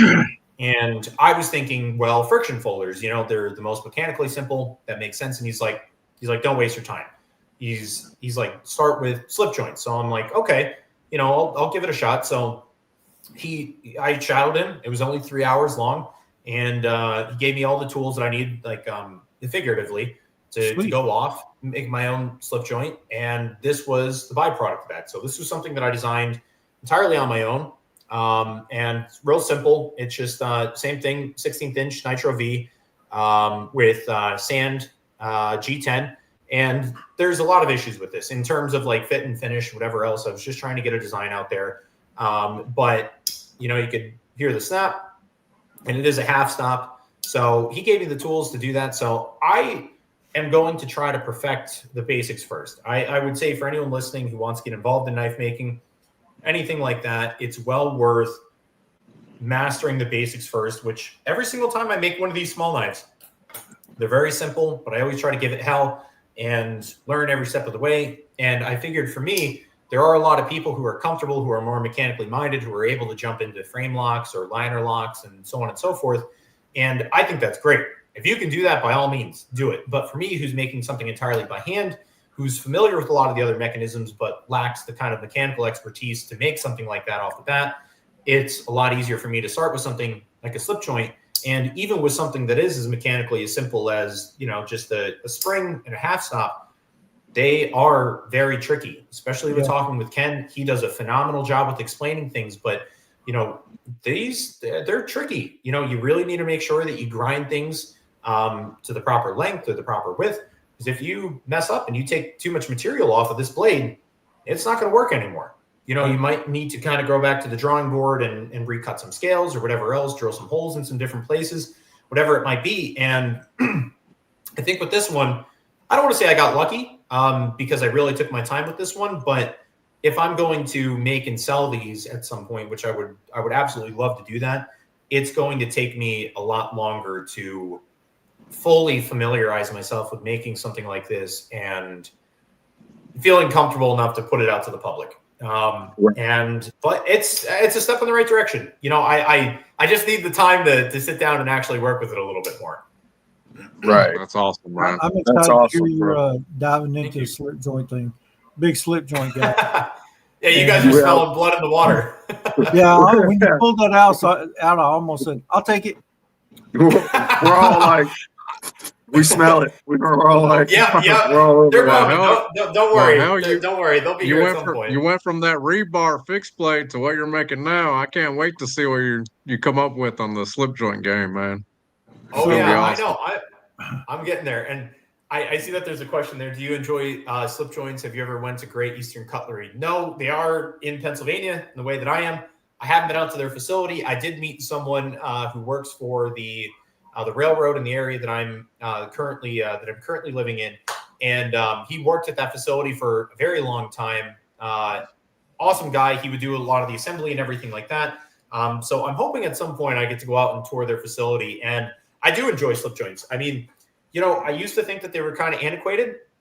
I'll be entirely honest. I wasn't the biggest fan of them for the longest time, but after meeting Ken and, you know, kind of, and I'm going to be entirely honest with this too, Victorinox, I kind of thought that they were like the Boy Scout knife, and, you know, I wasn't really the biggest fan of them. I thought that they were a bit gimmicky.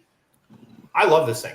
This is a close second for the Spyderco Chaparral, and you know it's obviously it's not a half stop, but slip joint nonetheless. And I love the snap. I mean, they feel good, and you know most of the time you don't need a knife to like properly lock up. Most of the things that I use a knife for, I don't need to worry about whacking the spine and closing it on my hand. I just, you know, if you're using a knife properly, unless you're swinging the damn thing around, you know, I'm not too worried about it. But no, they're growing on me a lot.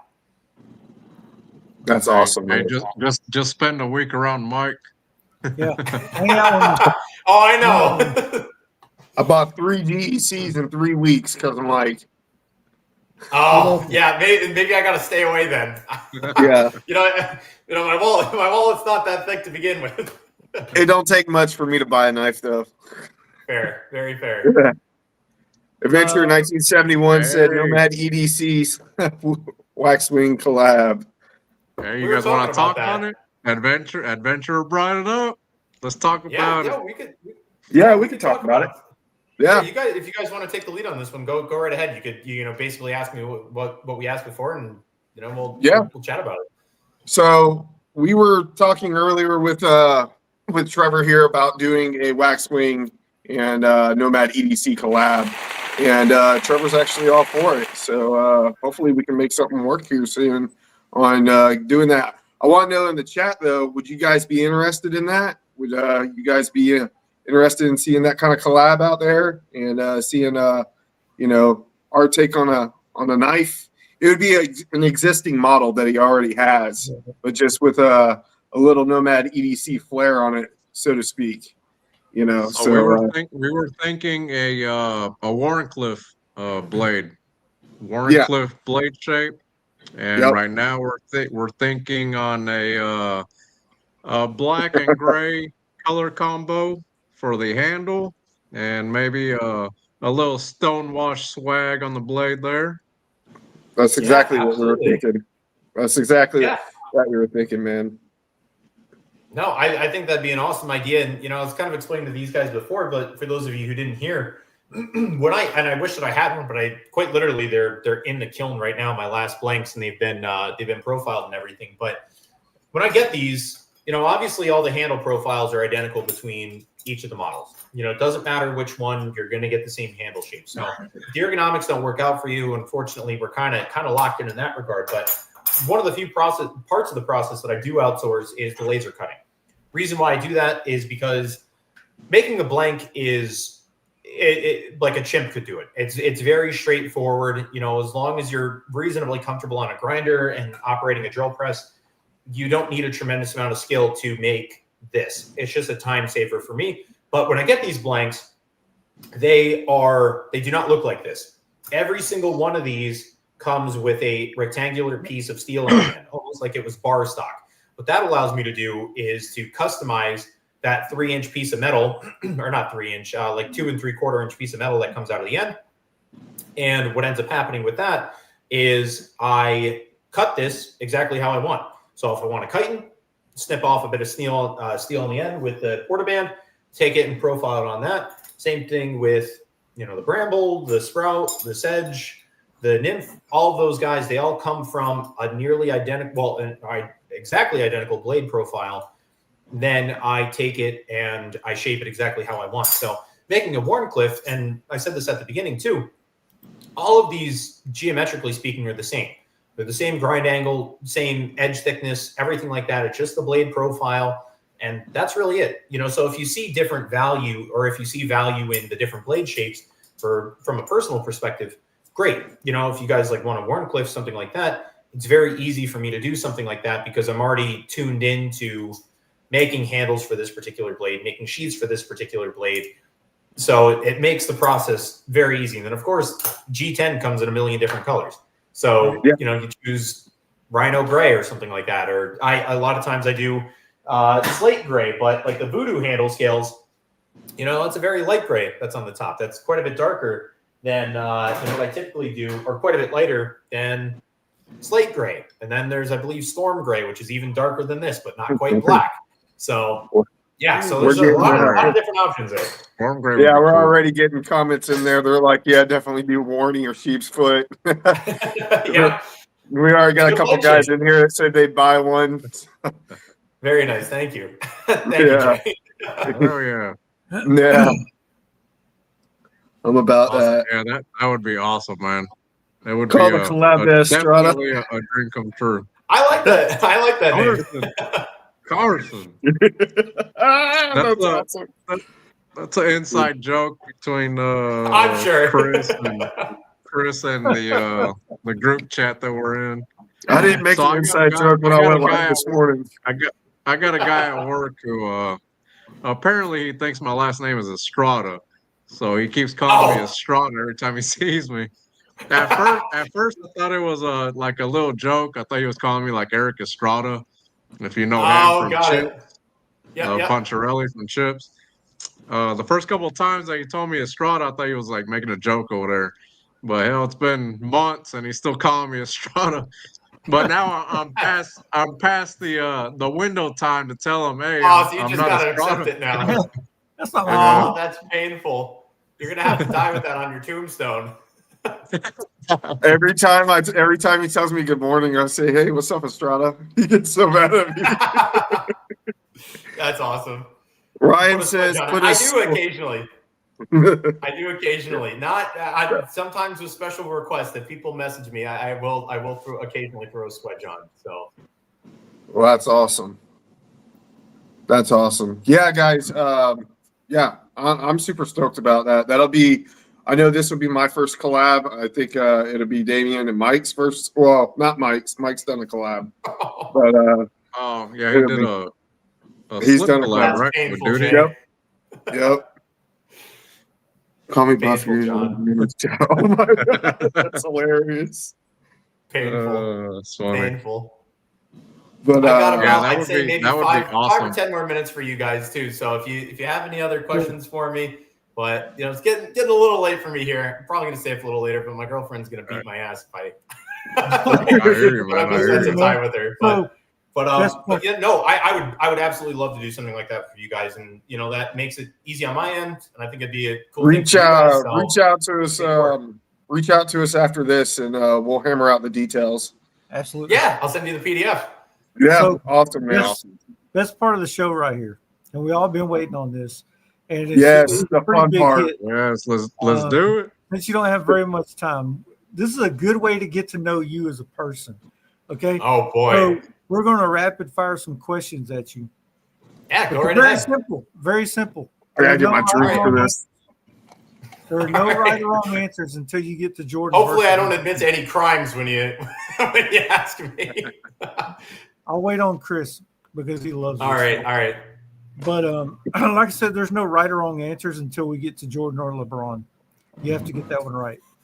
Hey, look, I've never kicked anybody off my live show before, but if you get that wrong, you're out of here. Oh man! All right. You ready? Good thing we're near the end of my time anyway. So. All right. Batman or Superman? Oh, dude, that's a hard question for me to answer. Superman. There you go. Dude, I love Big Blue. I love his morale. Okay, Rambo's knife or Crocodile Dundee's knife? Rambo, 100%. Hell yeah. Yes, Rambo. All right, Spider-Man or Wolverine? Spider-Man, hands down. My favorite man. superhero. Wow. Talladega Nights or Step Brothers? Talladega Nights. Yep. It's hard. It's hard to answer that one. These are kind of hard. These are hard. Rocky or Rambo? Oh, that's it. Rambo, specifically for the first one. Yes, best one. Nice. First Blood. There you go. Burger or pizza? Oh, I love a loaded burger. Put tomato, lettuce, all that good stuff on there. Onions. Gotta go with burger. Yeah, buddy. Nice. Blonde or brunette? Brunette. Well, I mean, my girlfriend's naturally a blonde, but whatever she decides, that's what I pick. We won't. Whatever she decides, that's what I do. I love it. I love her. Metallica or Guns N' Roses? Metallica. Nice. My man. Yeah, grew up listening to Metallica with my dad, so got to give it to them. Awesome. Van Damme or Seagal? Seagal. Wow. Wow, I wasn't I never heard expecting that. anybody say that. Okay, here's a three-part question: Ford, Chevy, or Okay. Dodge? Chevy. My uncle grew up as a mechanic. He loved Chevy. If I said anything otherwise, he'd hunt me down and kill me. So Chevy. I'm a Chevy guy too. As long as you didn't say Ford, I was happy. Benchmade or Spyderco? Spyderco. I do love a lot of Yes. Benchmades though. I think as far as pocket time goes, I think I've carried my Benchmades more because I've had them longer, but I prefer Spyderco. Hunting or fishing? Fishing. Love Are fishing. you a fisherman? I love kayaking, so that I kind of factor that in with the fishing. water. So Yeah. yep. a Camaro or a Dodge Charger? Camaro. Gotta go with Chevy again. Nice. That's what I drive. Nice. All right, I answered right. I drive the Charger. Oh no! Well, I'm sorry. I drive a Charger. Dude, This is probably the hardest one. Top Gun or Roadhouse? Oh, dude, I love Top Gun. I love Top Gun Maverick. Dude, after I saw that movie, I that was went in with badass, pretty low huh? expectations, and like I walked out of that theater and I'm like, that was a damn good That was movie. good, and man. Yeah, that was badass. I'm a big fan. So since you said No. Top Gun, the first one or the second one? Dude, I got to give it to the second one. I love Top Gun Maverick. I thought that was a damn good movie. Good. Not to say that the first one wasn't good, but I loved Rooster. Love the you're going with one? Oh, come on. Well, it's They're a tough both good. question, It's man, like- it's because like they were here. both good. It's hard. It's a tough. Yeah, they were. I think if the first one was made with the same cinematography and everything, the same cameras and stuff, like I might feel a little bit differently because of course, like I've got to factor that in too. But like I love Maverick. It was a good one. So Yeah, it was definitely a good movie. Transformers or G.I. Joe? Transformers. Love Optimus Prime. Okay. I'm a Transformers guy. That's Okay. right. The first, We already asked you- Transformers movie was badass. That first one, Hell fucking yeah. killed it. We already asked you your favorite Ninja Turtle, but we want the chat to know. Oh yeah, Raphael, dude, it's not even close. He's and it's totally the total opposite of my personality, but I mean he's the best, Jumps into situation, kicks ass, doesn't ask any questions, usually gets himself in trouble. It's awesome. Okay, so Ninja Turtles 1 or Ninja Turtles 2? I'd say one. One. Mm-hmm. It's hard for me to choose. 2. 2 is the best. The ooze. Oh man. Secret of the Ooze. Italian or Yes. Mexican food? Oh, that's a. I gotta say Italian. I feel like it's a smaller bubble, but I'm love Sicilian. Italian. There you go. What's your That's go-to okay. Italian It's food? okay. I don't feel offended. Your go-to Italian food? Dude, I gotta say it. Just like some spaghetti and some good old garlic bread. It can't beat it. Yeah. All right, last one. If you get this one wrong, boy. you're kicked out. Jordan or LeBron? All right, I gotta ask first. Is there mixed opinions in this group, or are we all unified here? Just know if you pick wrong, I'm hitting that button. Oh man. Well, all right. So I'll be entirely honest. I'm not a big sports guy to begin with, so my opinion doesn't mean much on the matter. So, but, dude, and I'm not familiar with the stats, but I gotta say, in terms, let me phrase it this way. From an outside perspective of someone who doesn't follow basketball, I would say from a cultural impact, I'm more familiar with Jordan. I gotta say, to me, it seems like he's made more of a cultural impact. To me, he's And you chose right, guy who sir. doesn't watch basketball. You chose right, sir. You get All the right, Good. good. We're doing the collab. Yeah. All right, Yeah, good. that was a Perfect. big factor there, man. I was like, I can't go into My this when a man's girlfriend's gonna pick texting me. LeBron over Jordan. My girlfriend's texting me no in all caps, so I guess she feels different. Hey, man, we appreciate you coming on the show. We know you got to go. Enjoyed the time. Thank you guys for and, having me. Great meeting you, man. We're not in person, but this is as close as you can get, right? Absolutely. No, this was a Enjoy blast. the call. Thank you for having me. This was the first time for Yeah. me doing anything like this, and if you're ever looking for a guest in the future, if I'm free, I'd be more than happy to come on again. It was a real pleasure talking to you guys. Oh, Yeah, man. Hell, I it hope was, you it was enjoyed an honor. yourself, man. It was an honor having you on here, man. You were an awesome guest. Thank you. Yeah, Thank man. I appreciate it, and we'll Great be in time. touch. We'll work something out with the collab, and I'm excited for it. I think we'll come up with something cool. Oh man, I can't wait. Yeah, I'm excited, man. Don't be a stranger, Awesome. man. Reach out. Yeah. All right, will do, guys. Well, I appreciate it. Well, I'll see myself out, and I hope you guys have a good night. All right, Awesome, man. man. I'll see Have a you good in the night, next man. one, man. All right. Later. Thank you guys for having me. You too. Have a good one. Later. Too. Dude, What an awesome It was guest. What an awesome guest. Yes. Dude, we're getting lucky as hell with the guest. Yes, man. Such a He was cool badass. dude. And such a freaking like humble human being too. Like, Oh yeah, absolutely. wow. Yeah, he Yeah, passed he was Levi. fucking And awesome. woo, he was nervous on that Jordan question though. Mhm. I think I scared him. Right. Have a new respect for your brand after this. It was great learning more about the process you go through. Thanks for your time. Yeah, that's pretty neat learning how he does what he does, his thought process behind everything. And freaking dude, you know what's cool about the whole thing is this guy is so humble and so honest. And do you even believe the price point he puts on that knife? Yeah, I know. And, Yeah. They're 120.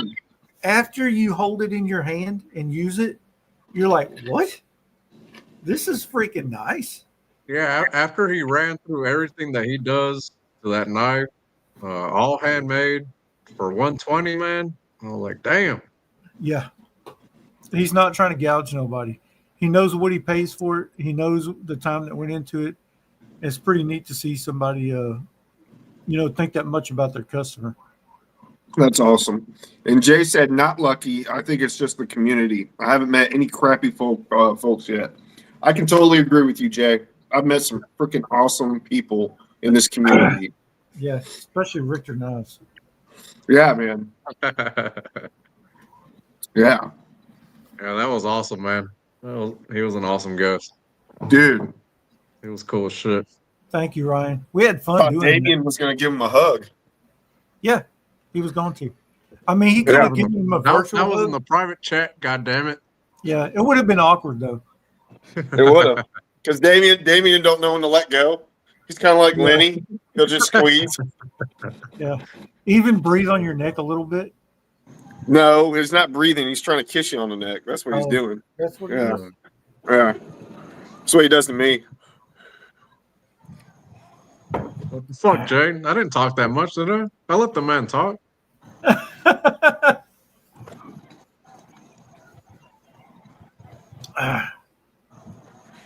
No, Levi, it's not. Oh, God. Levi, here you go again with that shit. Mama jokes. He's going to light up the comments with them. Do not. We got 10 people in here. You guys let us know who's all in here. These and are the thank real you guys OGs. for joining in. Yeah, go ahead and give a promo. Promo.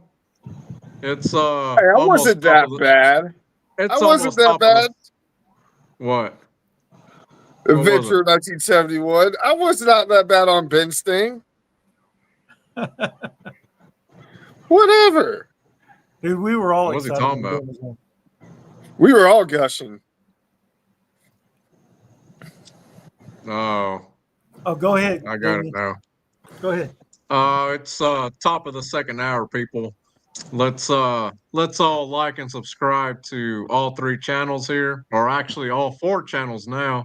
Replicant EDC, Richter Knives, Grady's Gear, and Nomad EDC, baby. Yes. So obviously, if you guys are all here, you guys know about our new channel, Nomad EDC.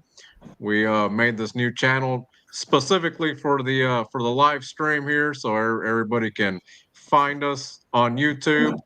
And yeah, guys, let's all like and subscribe to all 4 channels. And moving forward, all the live streams are going to be here on Nomad EDC. So tell all your friends, family, barbers, baby mamas. Yeah, all of Yeah, it. tell us what you think about the production in the comments too. We're trying a little bit harder. You see the background there, real nice. You got the wax wing going across the bottom right there, the .com. Look at Damien's background over there. He's getting all fancy. Yeah. Look at that, man. I rigged this up 20 minutes before the live stream. Yeah, wait till you get some I was all neon sweating lights and back shit. there. Get some neon beer signs back there. You'd be good to go. Yeah, that's what I want. Thank Thought you. the Wanna- channel was a great I want a idea. neon Thanks, sign that says Carson. live nudes. Live dudes. Live nudes, fucker. Oh, I read your lips wrong. My bad. Thank you, Carson. Oh yeah. Hey, also don't forget to tell y'all sisters friends. Hey, thank y'all, man, for being on here because I think there's 13 in the chat. This is our Yeah. first video on this channel. What do we got? Like this morning, we had 19 subscribers. This is pretty cool. Y'all are OG. Y'all are Yeah, OG because I think we're up to 27 subscribers now. Nice. Oh, Yeah. are we? We're getting Nice. famous. We, We're we getting probably famous. we probably have a little more if Richter would have dropped the promo reel. You know what I mean? Yeah. I think I want to leave Joe Rogan a little bit of room for success. Oh I shit! hear you. Marco says we got 32 subs. Nice. Oh, we got 32 now. Praise Nice. the Yeah. Lord. Praise the Lord. Hey, Marco, what's up, man? I haven't seen you in the chat. Yeah, what's up? And forgive me, y'all, for not saying anything about the chat, but I've been looking at the notes the whole time, trying to ask questions and things like that. So I love y'all are hopping in the chat. A lot of good questions for him y'all put out there too. Yeah, you did.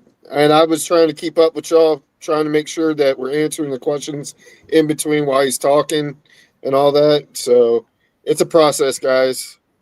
Thank y'all Yeah, for being sometimes- patient and letting him speak and everything.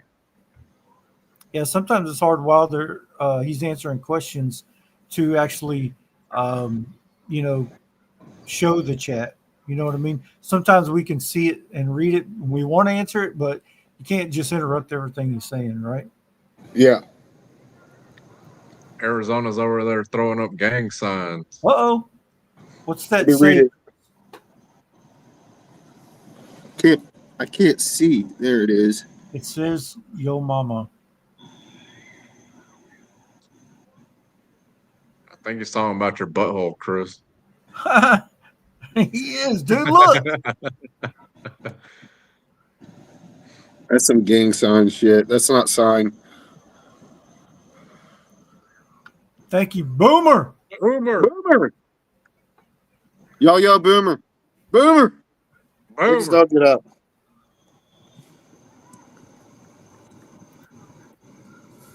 Boomer, you been on here the whole time? He's been listening. He's in the shower. Oh, in the shower. Hey, he's either in the shower or taking a shit. He's always naked. He's all the time naked. Dude, you should have heard him earlier when I was on the phone with him. When we were on the phone with him, dude, he gets pissed on that sweeper. Yeah. You ever seen y'all, He's have y'all raging. ever seen the movie Lord of the Rings? You ever seen the Angry Dwarf? Yeah. That's Boomer. I only He's saw the raging. first one. Either that or on a date. He's pulling in the hot chicks. Hey, but I'm glad for Boomer, man. He finally got himself some.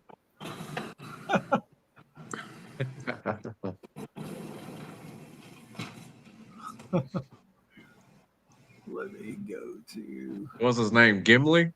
Yeah. That's what Carson said. Gimli. Carson got it. Hey, y'all. I got a package. I do too. Hey, let's do it.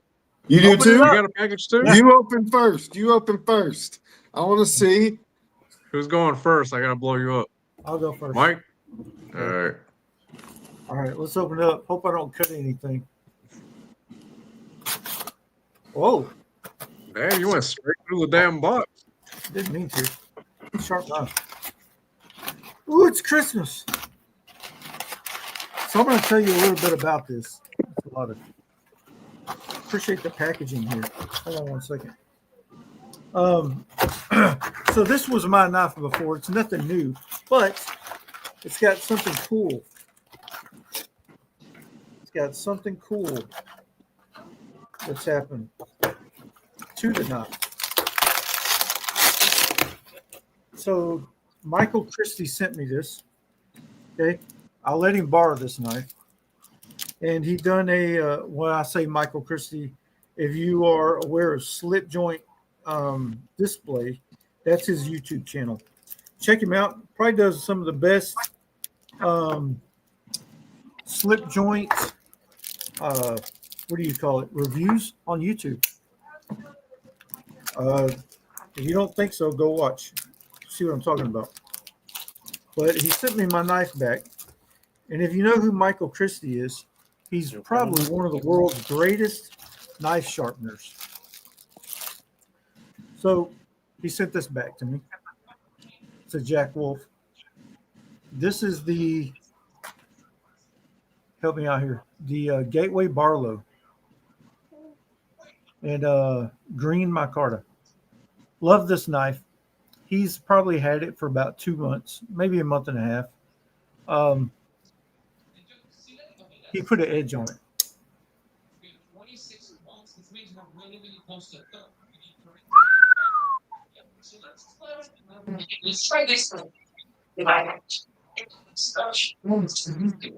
What is that noise? I don't know. Oh my God. Damien. That's short. What's that? It's coming from you? What's that noise? Oh, you guys can hear that? That was my daughter's TV. Oh. Oh, So I got a nice edge on it. You can see the mirror on it. Can y'all see that? wow. Damn. I bet you that's. I wish I had some daggone paper to show y'all how sharp it is. But maybe I'll show you here in a minute. But I got this back. I love this thing. And especially with that edge on it. Look at that sucker. Look at that, how it's shining. Oh boy knows what he's doing. That's not by a any kind of guided system. That's by hand. So got my Gateway Barlow back. Nice. What'd you get, Chris? Open it up. So I got a package from North Mountain Blades. They sent me, it's supposed to be a Lanny's clip to check out, to review. And I know that we were talking about looking at those. I reached out to them and told them I wanted to check one out, and they said sure. So it finally showed up today.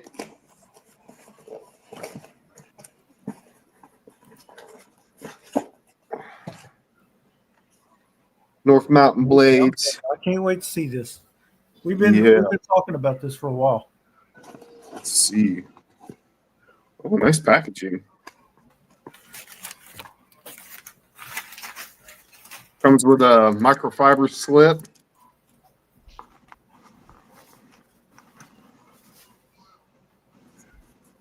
Comes with this little Oh, cool. card. It's a little I thought that card. was a sticker. That's cool. What's it That's say on cool. the back? It says North Mountain Blades on the back. It's like a Fancy. card. Cool. That's freaking cool. Yeah. And then let's see.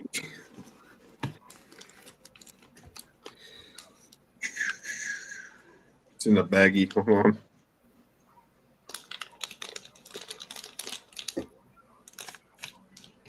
Oh,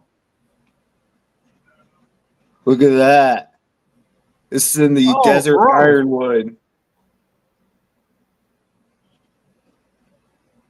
That looks freaking sweet, dude. Centering. Right down the middle. Strike. Y'all see that? Looks like Nolan Ryan threw that pitch. Let's see how the pull is. Oh, yeah. Oh, And this do it is again. using- My deal glitched. Do it again. Huh? Do it again. My deal glitched. You ready? Yeah, go. Oh, yeah. That's how you like it. Look at that. Look at that blade. Dude, I love that. Dang. That is sick. That is sick. Let's see how sharp she is. Oh, she's sharp. I love the way it fits in the hand, man. It's perfect size.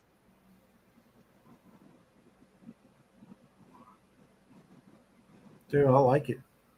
I like it too, dude. This thing is sick. What's the wood grain look like on it?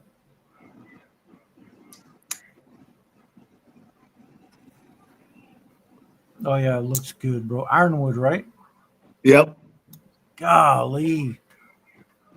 Oh, that's a beauty, dude. What's that shield? It looks like forgive me, a ball sack. It looks I like don't know what between kind of a shield between that a is. ball sack and a chess piece.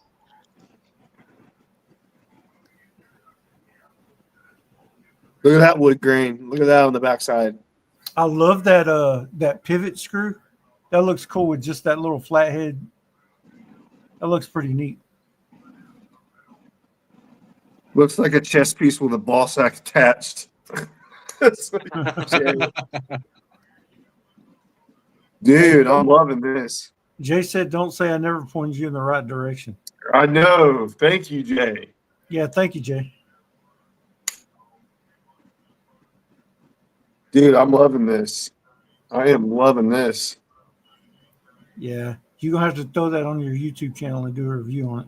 Oh, I'm definitely going to be doing a review on this. Ryan said, "Good old ball bag." Yeah, I'm happy with this. I'm happy with this. Oh, it's always good when you get a new knife in. Man, it is. Damien, you cold? Yeah, I had to go get a jacket, man. The hell is it? It's a sticker. I sent a whole bunch of stuff, so you're gonna be a busy man opening up. I am going to be busy. You sent me like 3 packages. Yeah. And the one thing you're going to be really impressed with is the one that Damien sent to me that I sent to you, which is that Lanny's clip, that pinion. Both pinions Really? are sweet, sweet. Yeah, But the Lanny's clip is like way up there. yeah. How's the walk and talk on the North Mountain? It's pretty good.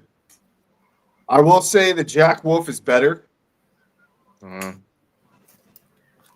it's pretty good. What was the price point on that? I forgot. 130. That's crazy. 130. That's That's cool. a beauty, I love man. the I like blade it. on that. Yeah, I like it too, man.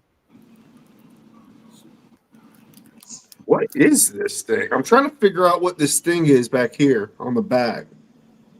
On the back. Right talking there. It looks Oh, like It's the looks pivot. like a flathead. It's a Looks flathead like a pivot. flathead pivot. It's a screw. That's what It's that is? not peened. It's screwed. What? Yeah, that's what I was talking about a while ago. It looks neat. Nobody else is doing that. That's what that is. Okay. I was like, wow, what is that? And I kept trying. Yeah. I thought it was a damn sticker. That's a neat little touch, ain't it? Oh, come on, Chris. You're talking like a noob, man. It looks Come on. clean. God, I couldn't see. And I was like, what is that? And I'm like, my contacts are drying out. I'm like, what the fuck is that? What am I looking at? God damn it, you're deaf and blind. I'm Helen Keller over here, bro. You got to help me out.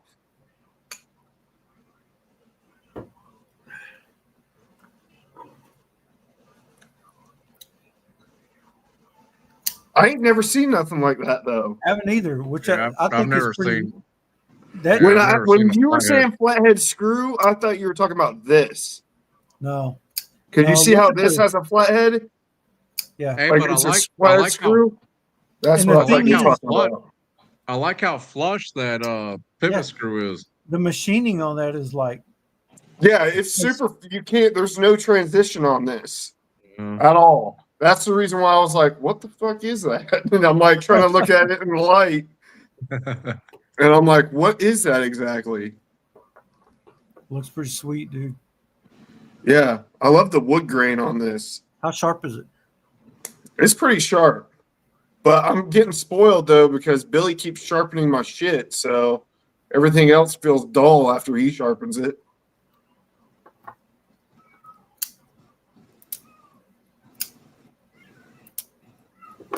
Fucking Jay. What do you say? Said he's Helen Keller. You got to help that fella. That's right. Thank you, Jay. Zona came in with his bifocals need adjustment. I don't have bifocals. I do wear contacts though. Cat, Yeah, I shut wear up. contacts too.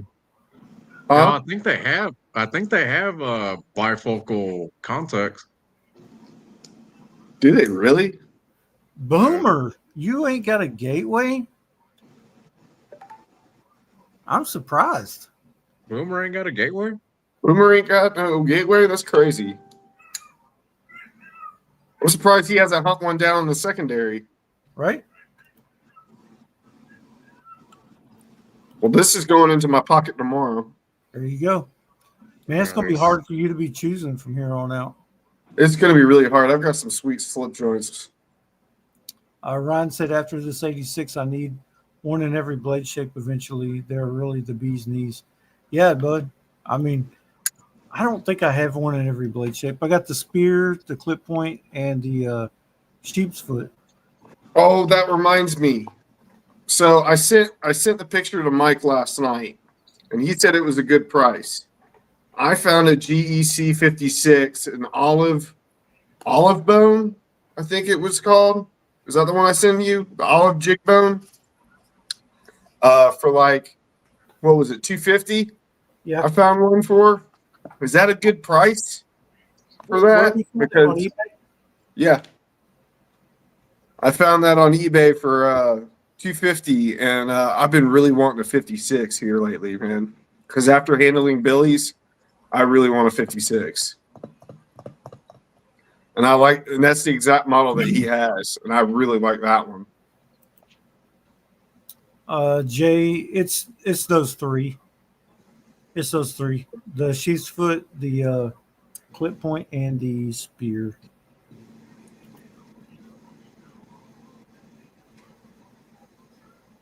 I think. I'm pretty sure. Damien, what are you staring at? My phone. I'm texting. You're not texting me. I'm jealous. Hey, Text your other girlfriend? Hey, Chris, you're not my only bitch, man. Oh, hey. I'm the one and only. Trying to say you got hot side pieces? Cheating motherfucker. Oh man, we're live. God damn it. That was in your dream. I gotta tell you, man, this one's been hard to keep out of my pocket. I bet. Yeah, that Dude, one's I've carried badass. it every single day, dude, since I got it. This one's been hard to keep out of my pocket. Show it off for the folks. Did you unbox it on the last one? No, I didn't. Show Because it I don't have the box yet. I straight up traded it and put it in my pocket. Y'all check it out. Yeah, that one's awesome.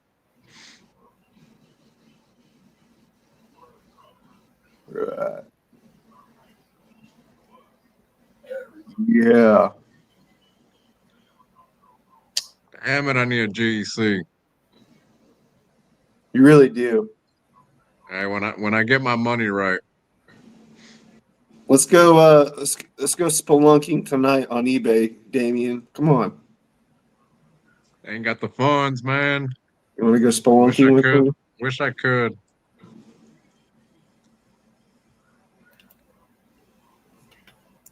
Jay. Yes, sir. Holler at your boy. I'm actually going to make one tomorrow for somebody else, so it might be easier to make two.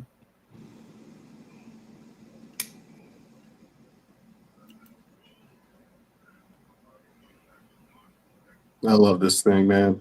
I freaking love this thing. He said you can't beat that long pull and swedge on the spear. And this is the slip that Billy made. All his slip. This is the same leather he uses for all his slips. But Yeah, fantastic. I love that leather, man. He's got one made for you. Yeah, I can't wait to get that in. I love that leather. It's cool looking. I need to get some. Dude.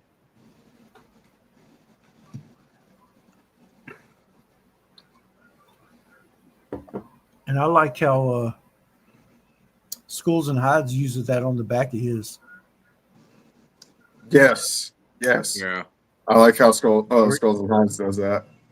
We got high winds in the house. Alex, What's speaking this of place still called?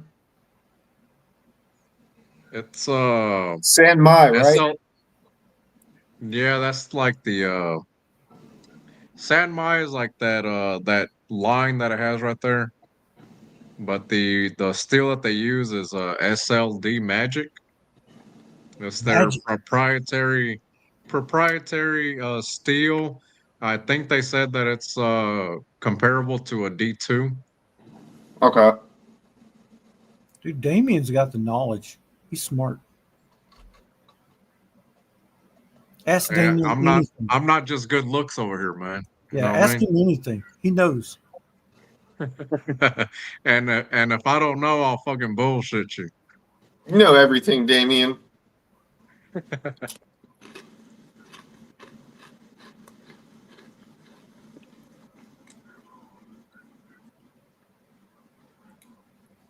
Did you eat that whole bag of chips? No. Jay, what Oh, the no. fuck? Bro, Man, hold on. I got a small head, man. I got a small cute head. Was that funny, Mike? No.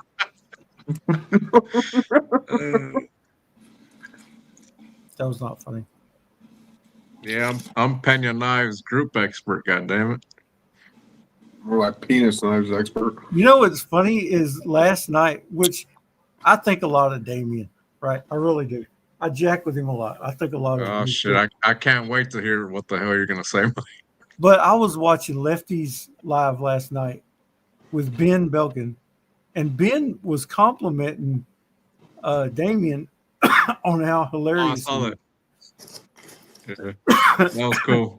Not a lot of people know how hilarious Damien is. And I'm not butt kissing. I'm just telling the truth. Yeah, I was surprised. Ben said that because I used to do a lot of Facebook. I used to do a lot of Facebook. What the fuck is so funny? No fuck of a mic. I used to do a lot of Facebook posts. I used to post the randomest fucking shit, but I used to get people fucking rowdied up and shit. So I'd have like 100 fucking comments on my post.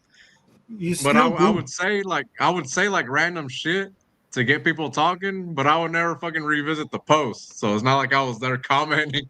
I would just say shit, stir up the pot, and I would never revisit the post.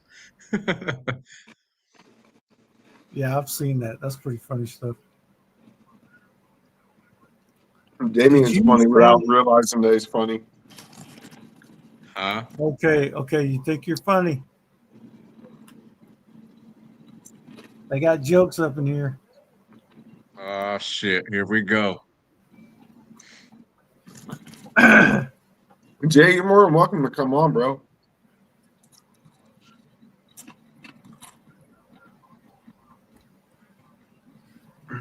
Alex said, I remember one time Damien made fun of dudes who carry pry bars.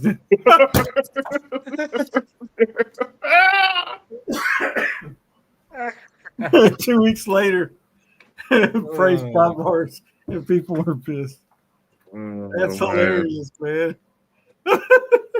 What's hilarious is that sounds so damn accurate.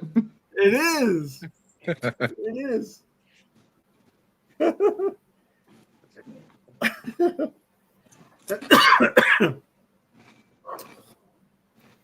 I'm going to go have to get me a nymph now. For sure. Oh, what a nip! Yeah. Yeah. I actually told him if he makes one to put one aside for me, and I think he is. Yeah. I've been lusting after that nymph for probably a year.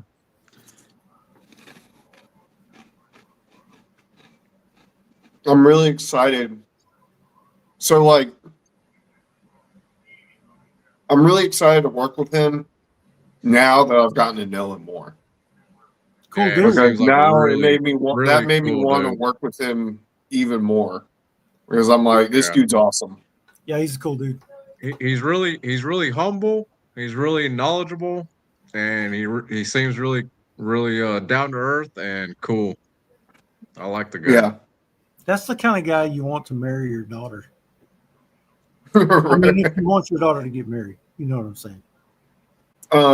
Yeah. Hey, my daughter's never fucking getting married. She Neither ain't is having a mine. boyfriend. She's wearing a sweater until she's 27. Yeah. Funny. Venture 1970. Just think 2 cartons of smokes will pay for a nymph. I'll smoke them before I'm able to pay for the nymph, though. That's But crazy. yeah, I want to know in the chat though. We're trying to figure out how big of a run we should do. How should we keep it around 5 to 10 knives, 10 to 20? Obviously, the more that we do, the longer it's going to take for them to come in. We're thinking more along the lines of doing a really small batch just to see how they sell. I'd say 10, man. I'd Yeah. say 10 just I'll for tell this you right first off the go bat, one around. of them's going right here. Oh, one of them's going Yeah. here too. Yeah, I already know that. Yeah. Yeah. But I'm talking about with him selling them, I think 10. Adventure think- 1971. Don't you put that evil on us, Ricky Bobby. Don't you put that on us. That's some bad juju right there. Levi said batch of 25. That's a lot. It kind of sounds like a lot. Yeah, That's a I think lot. That's That's a big turnaround time. We don't even have 25 people in the chat that know who we are. Yeah, I know, right? Yeah, I would I'd say like let's for them do- to sell I'd say out let's do 10. I'd say and let's see do how 10. it goes. Yeah. See how it goes.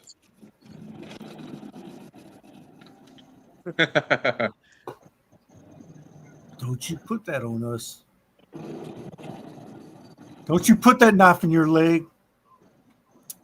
Hey, Adventure has a 13. point. Let's do 13. Let's do 13. 3 for us and 10 for 3 for us and 10 for them. Yeah. That ain't bad. Lucky 13. Yeah. I bet you 10 people buy them. Good point there, Adventure. That is a good point. I like that. Yeah, so we're gonna talk to Waxwing here in the coming days. I'm sure if we do this collab, it'll be a couple months out. Yeah. When he gets all the knives done. But yeah, we're definitely excited. Yeah, we're thinking about black and gray for the G10 handles to match our logo.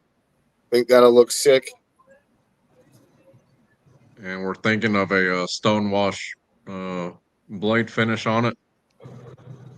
You got plenty of money, Jay. You got time to save, Jay.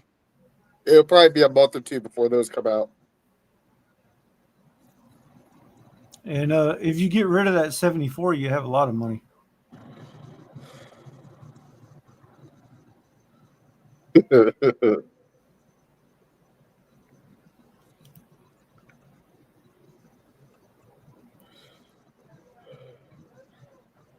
And obviously, whenever we get them, we'll do reviews on all of them on our channels. Oh, yeah.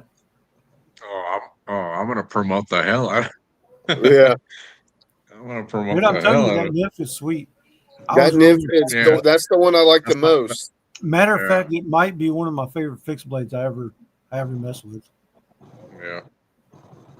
Ooh, that's something. An acid wash. Yeah, I'm a stonewash. acid He wash said kind of he guy. said he could do a stonewash or a, what do you call it, acid etch. That would be sick on the blade. Yeah. I'd love something like a black micarta or something like that. Yeah. I'm a micarta guy. I love micarta. Not super picky though.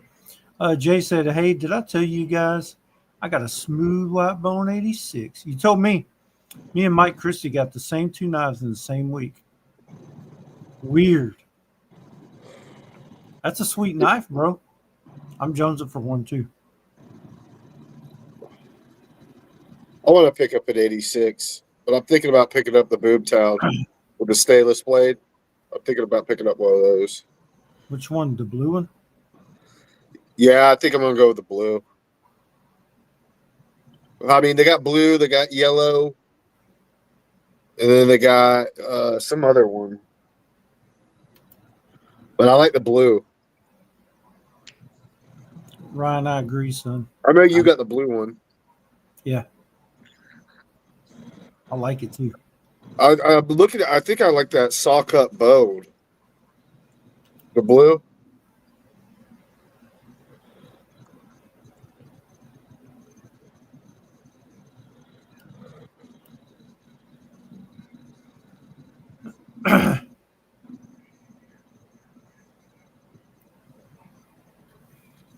Uh, 86, way north, harness jack. That's right. Hey, what was that? That shaman, and what'd you say was rubber? I feel like when I saw that, when I saw a video of that SHOT Show or some shit, they were saying it's so like made out of some like rubber shit or Let something. me look. Let me look. That immediately like turned me off of that shit, and I was like, I ain't going after that. I don't like it when it feels like that texture, like that rubbery kind of texture, like that soft silicone kind of texture on a handle. I don't like Yeah. that. That attracts pocket lint and a whole bunch of other shit. I'm looking right now for it.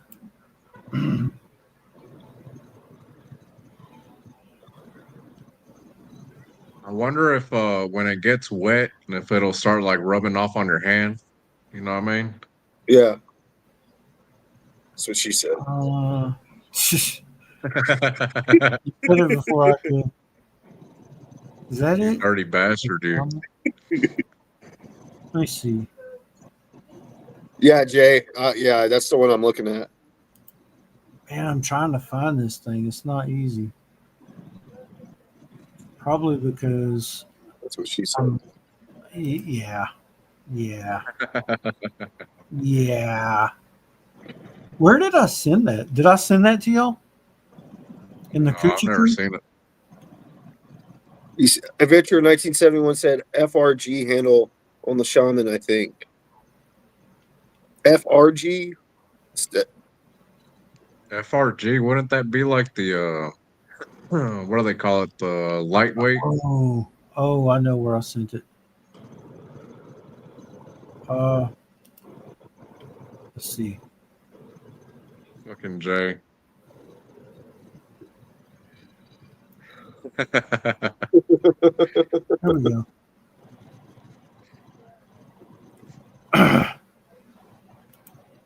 Yeah, it's a little nipply over here too, Jay.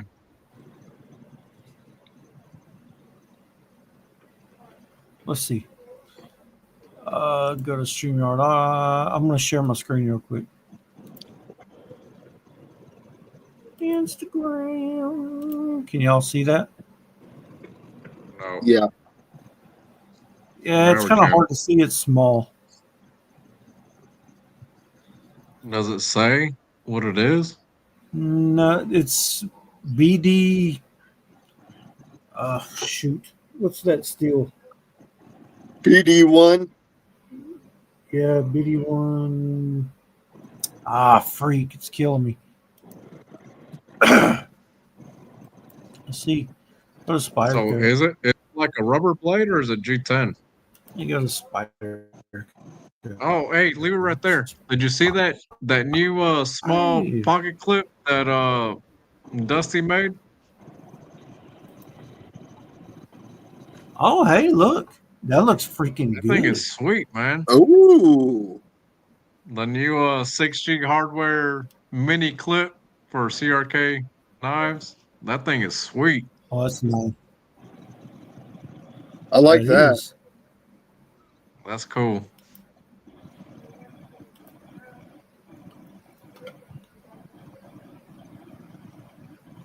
Yeah, I like that.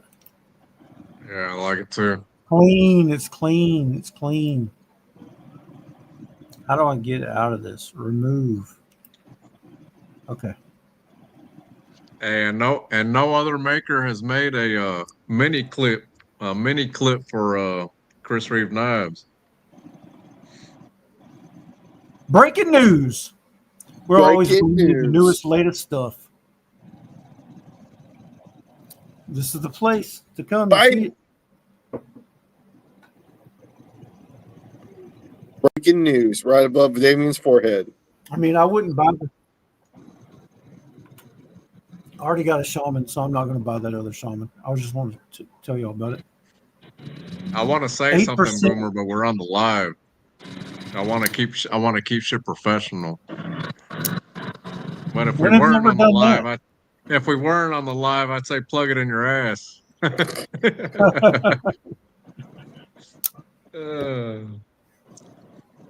Yeah, Jay, I seen that. Everybody's reading my messages over there.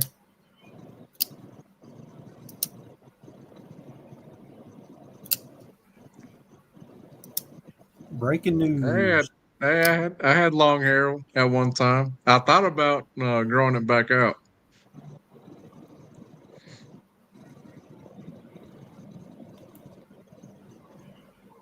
I was once a turkey. What the hell? We're a turkey. Gobble Where gobble.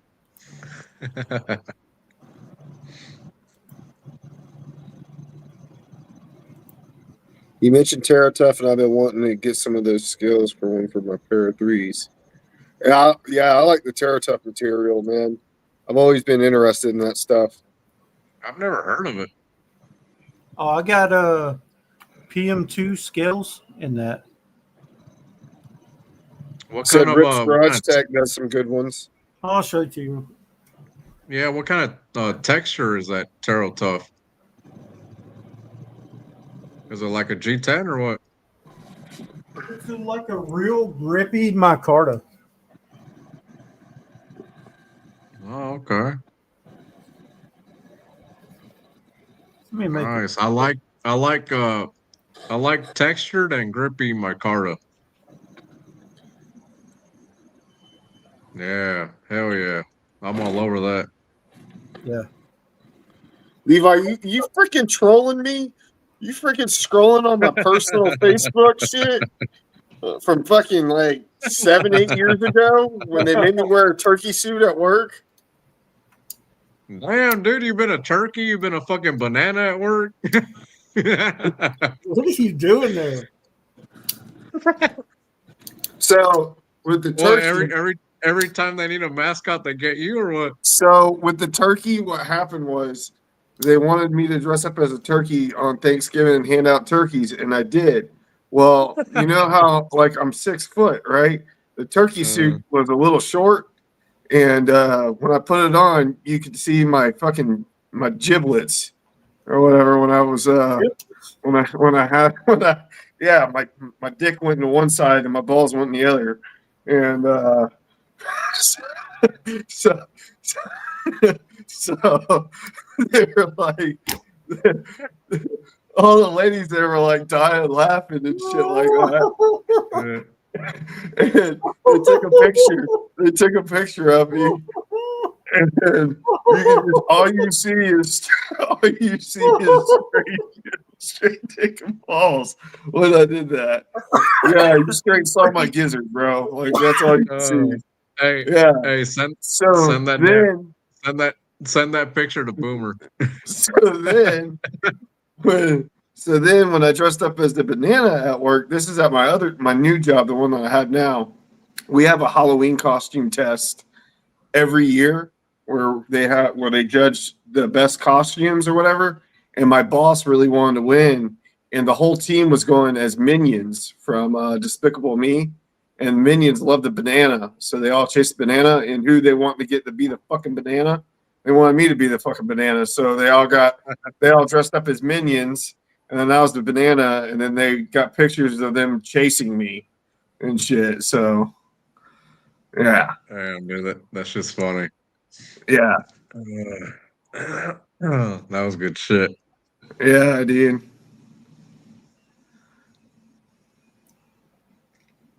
What Jay And said, then, that's my gizzard and gobbler. dude, so like when they took the picture of me, right? I posted it on Facebook, and everybody kept saying they could see my gobbler. Leave it up to Levi to bring this shit up. Oh man! Needless to that's say, some good they didn't ask me to wear the turkey suit the next year because they had to get somebody smaller to fit the fucking suit. shit. And I did a That's full cool. photo shoot too. I was like laying down, like licking my lips and shit with it and stuff too. I need to get a hold of that picture, man. That's just funny. Oh yeah.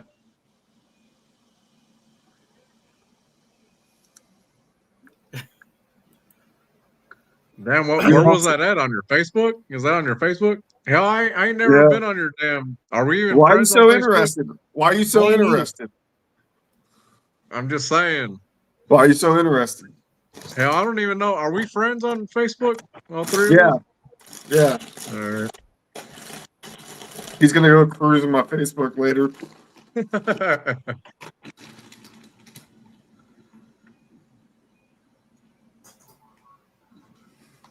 What the fuck, Jay? What fucking adventurer say? Where's that? Right here. Sounds like you eat corn the long way.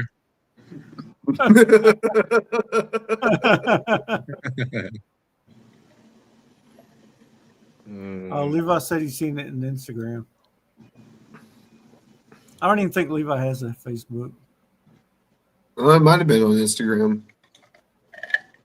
So I sent y'all them packages today or whatever. So just so you know, I got to tell you right up front, I sent you a strop. I already showed you the strop. You know what it looks like, all that good stuff.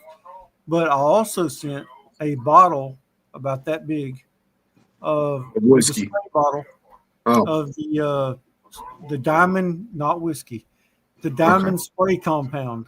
Okay, so you got to shake it up. Remember that. Shake it up. I didn't put anything on the strop, so there's nothing on it. It's bare leather. But shake it up, spray it on there, and it's alcohol based, so it won't take long to dry. And then you can strop your knife with it. Okay. Oh, dude, I can't wait. Thank you, man. So we spray it on, wait for it to dry, then strop the knife. Yeah, you could strop it while it's wet. It'll dry in probably like 30 seconds. Okay. How much awesome, of the man. spray do Thank we you, put Mike. on it? Just a thin saturate layer? it, like just get all of it a little wet. You will see it getting wet. Just get every part of it wet, and you're good to go. Okay. Get it all nice and And moist. just keep shaking it. Like after every like 2 or 3 sprays, shake it again, spray it again, shake it again, spray it again. Okay. It'll probably take about, with that small strop, about 6-7 sprays. Okay. Okay. And you don't have to I appreciate reapply it. You don't have to reapply it until you can feel it stop cutting after you strop for a while. Probably take months before you have to reapply it. So Okay. that Wow. bottle will last you forever. Wow. Okay. Yeah, I appreciate that, man. Yeah, and don't forget Yeah, I to appreciate it. You seen my little ass strop that I got. Yeah, And it's hard working, and it's hard working with the little strop. Yeah, this is small, but it's not too small. You know what I mean? It's probably definitely bigger than what I got. probably about 8 inches long, 7-8 inches long. Mhm. Yeah, I mean, it's not a work of art. You don't have to put it up on your channel or nothing. It's just something to use. It's not like I make these big ones. You know what I mean? The nice ones with the acacia wood and stuff. But those I made with a paint stick or whatever. Which I mean, I still think it looks cool. But yeah, for your best friends, you went cheap. I hear you.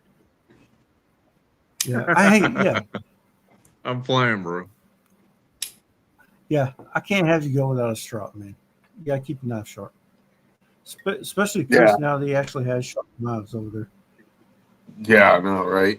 This thing's freaking stupid sharp now. It is, huh? Got that wicked edge on it.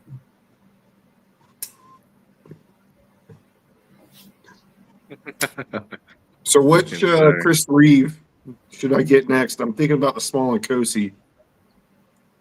That's No, the one man, I'm go getting for the really go hard. for the Zon, baby. Shoot her down in the chat. I want the. I like smaller knives though. I'm thinking about the small and cozy next. I have the small Sabenza, so I'm definitely thinking about the small and cozy. Jay just keeps typing in Zon. Man, let's not talk about Zons right now. Get the Zon, baby. Spend $100 in shipping today. Yeah, man, I can't believe it was that much. How much was it for to ship the Peñas A lot, with the insurance? 16? like 28. How much? 28. Damn. Got a lot of insurance on it. When I shipped them to you, it was like 16.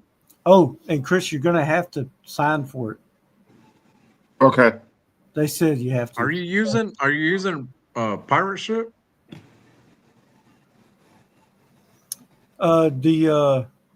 What's it called? Pony Express, USPS.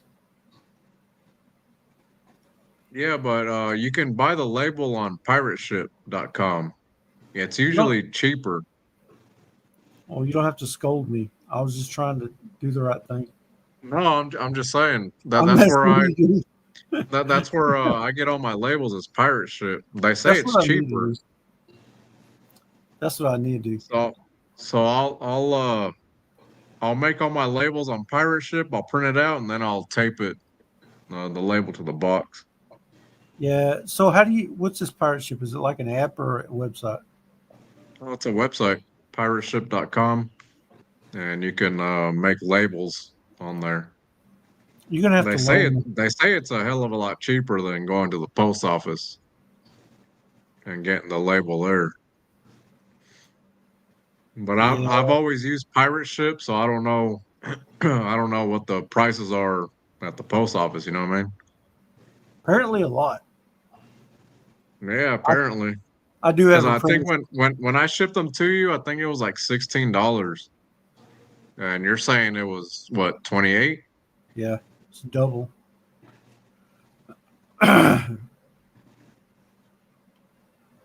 Let's see.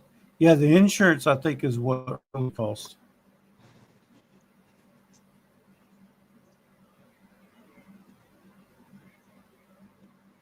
And whatever you do, don't go to FedEx.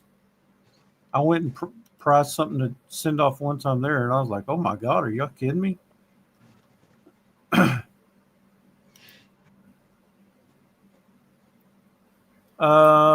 Venture says Chris Reeves slip joint rocks. Where do I find one of those at? Or am I only going to be able to get them on the secondary, or can I find them on any website that has them in stock? Is that it's not the Nandi, right? It's the what's that the other one? I like the Mom? Menundi too. Also like the Menundi. I like the Menundi as well. What's the slip joint called? Impinda something like that. Something like that. I haven't been really a big fan of the design of that slip joint. It doesn't really call out to me. I like the Namdi better than that slip joint. I can show you real quick. Here I am. Hey, have you guys ever tried a Arno Bernard? No, I haven't. Mamba? I know what you're talking about. I've always wanted one of those. Same. $500. $500, baby. See that design it doesn't really call out to me. I just wish it was in glass blasted and not their regular blasted. I'd love to try it titanium. out. I'd love to see like the walk and talk on it, but that design it doesn't speak to my soul. Yeah, that's I mean, it's all right. Not $500 for me, buddy. Sorry.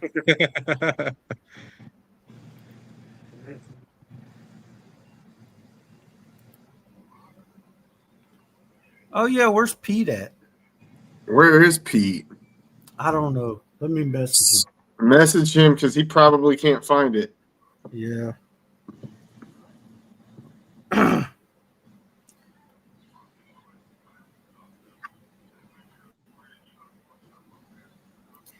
I know what to do. I'll just send him a link. We put up we put up multiple reels today throughout the week talking about the new channel and everything, but we realize that not everybody's seeing them. We've noticed that we don't have as many people in here as we typically do, which is just going to have to happen over time. We knew that was going to happen.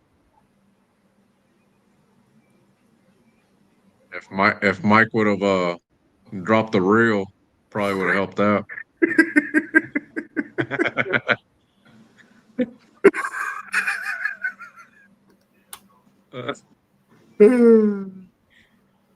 He's gonna put some shit in that. He's gonna put some shit in that private chat in a minute.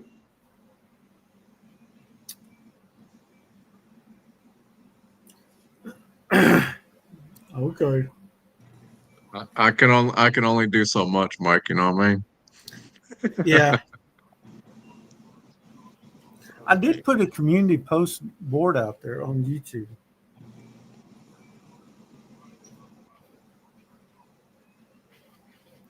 Let's see. I think I could do something. I'm going to go ahead and put a link.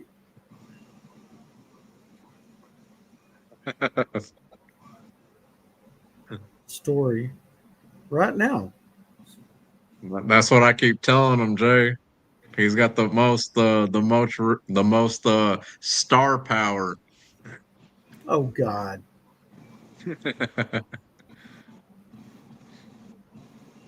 Let's see. How do I do this? Hey, did we tell the did we tell the audience about our stickers? Oh, Yeah, baby. oh. We got some Yeah. swag. Yeah. What do you guys think about that? Wait, let me blow you up, man. What There you guys go. think about that? Heck yeah. Those are badass, man. Yeah. Hell yeah.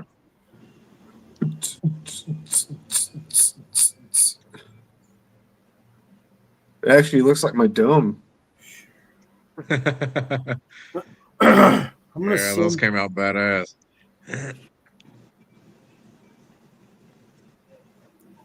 So we got 200 stickers, guys.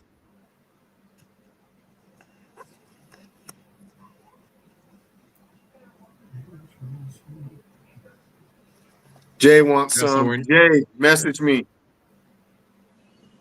So we need to start I guess distributing those stickers out. Yeah. Yeah, I gotta send you guys to the other halves. Man, I'm pretty pumped about those. Those look good. Trying to figure out what I want to stick one on. Levi, message me. You want stickers? Who was that, Levi? Yeah. I'll just send them to Mike. Mike can go into Levi. Yeah, send them to me. I'll send them to Mike. Yeah, I'll send them to Mike. Well, I'm sending them to Mike anyways. Yeah. You'll get some, Levi.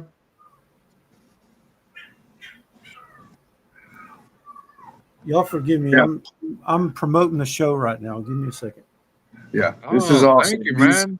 These are I'm awesome. glad you're promoting it when we're 3 hours into the show.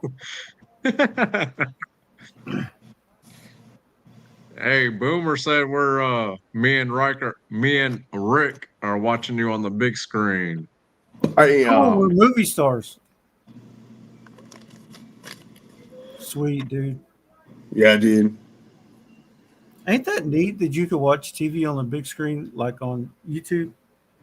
That's pretty neat. He's watching us on the big screen. I don't know what to do with my hands.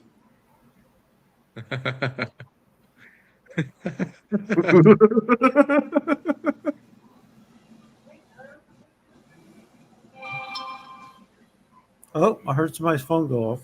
That's mine. Who the hell's sending me? Oh, I probably sent it to you. It's the link to the show. Oh. Why the hell did you send it to me? I'm on the show. It's an accident. Oh. You'll have to cuss me out. I was like, oh, hey, he's sending me the link to the show. Wait a minute. I'm in the show. You're invited.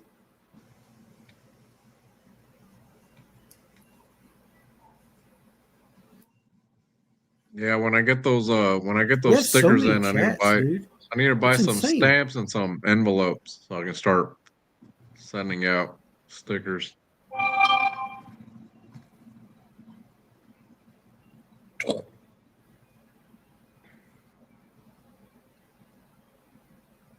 Oh my God.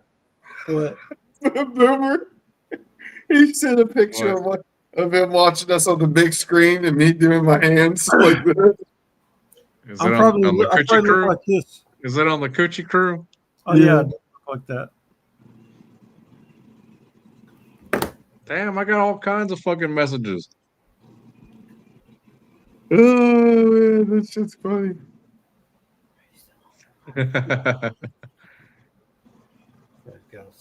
Hell yeah. We're on the big screen, y'all. Eat your heart out, Joe Rogan.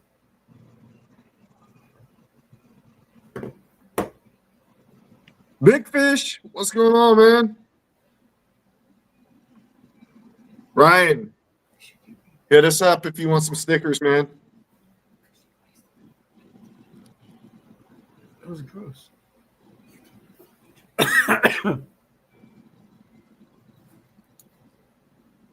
All the cool kids in here, says Big Fish. Big Fish. No.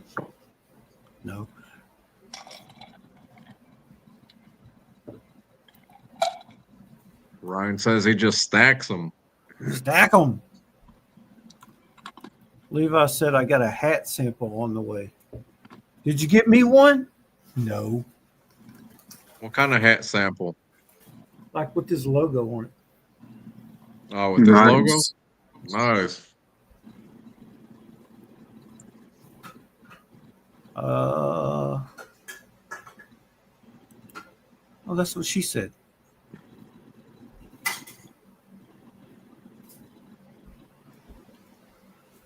Chris, you got stickers, but where are the hats at? We haven't ordered hats yet. Baby steps, one step at a time. Yeah, baby steps. We got some stickers. We got maybe a fixed blade collab coming. Yep. So, No, we definitely got a fixed blade collab. Not maybe. We got a fixed blade collab coming. So hopefully y'all are excited about that. We're going to do small batch for that. So if y'all want to get one of those, you better jump on it whenever we say they're ready. because it's only going to be like 10. It's only going to be like 10 of them. Yeah. You know how Well, much I think the thought process behind that is to see how well they do. If they do well, then we'll do another run. Yeah. You know, we'll talk about doing another run and maybe doing a bigger run. Yeah, I don't think we could have picked a cooler guy to do it with. Exactly. Yeah, no, he was fucking awesome.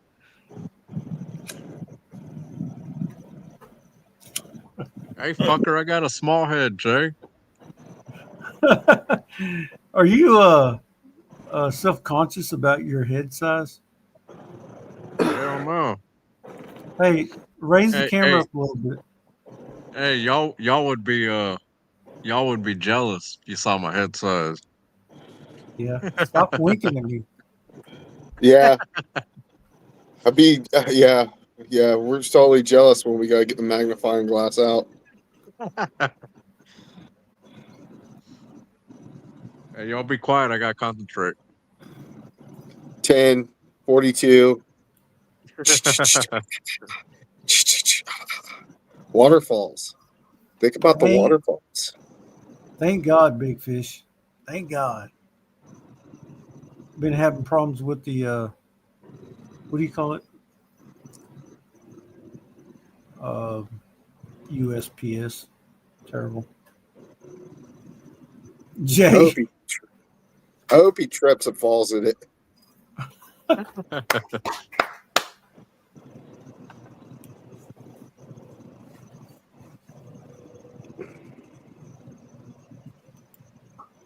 Dude, you want one no matter, because I'm telling you right now, this stuff is sweet. Legit. What are you talking about? The fixed blade? Yeah. Yeah, dude. The fixed blade is gonna be fucking badass.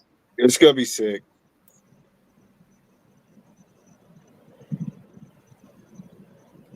Yeah, I'm super pumped about that.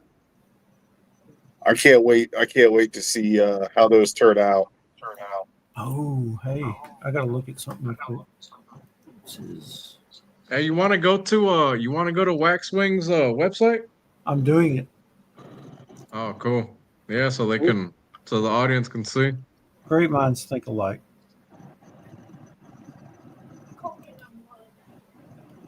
Yeah, you couldn't hardly see what he had going on over there at the time. Hey, forget you, Jay. Let's look. Share. So can we rename it instead of calling it the NIF and call it the Shiv? No. The Shiv model, special edition Shiv. Nomad Gallery. EDC exclusive. Those are fucking sweet, man. Yeah. I've always That loved that nip. The purple one right there. I like that blade shape Well, on that. Yeah, that one right Yeah, there. that's the nip. The one I had was black, exactly like that, and it was sweet. I like the nymph. Yeah, that's the one I like. Man, dude, it's fucking beautiful, dude. And then the Kydex sheet that it comes with is it's badass. It's top tier. You got that thumb ramp to push the sheath off with. Yeah, these are sweet, and they're light, Oh, yeah. dude. I'm telling you, light. This is the one that I had. Right here. Nice. Yeah. Yeah, I ran across his website. Man, I'm telling you, like a year ago, and I was wanting to buy one of those nymphs, but they were sold out.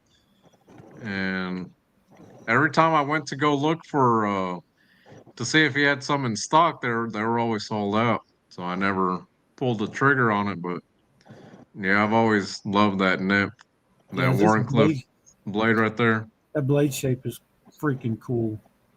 Yeah. Dude, I'm excited, man. It's gonna be badass. I'm excited. I can't wait to see the PDF that he sends us. Everything's sold out right now, but look at the prices.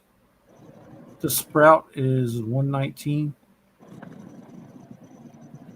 The Chitin $120. The Nymph $120. I don't see anything over $120. Look at the sheep's foot on here. This one. You don't see very much of that blade shape either on that green one. Yeah. Yeah, you said that was like his least favorite blade shape. One-offs and oddballs, 150. Aspen V2, 165. That's a little bigger. Nice. Good stuff, man.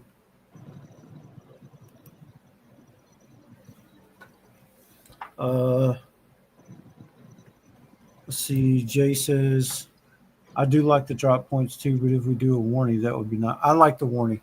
I like the warning. I think we're we're definitely in. going warning. I think we're in the same mindset here. Yeah, we're definitely doing the Warrenclyffe.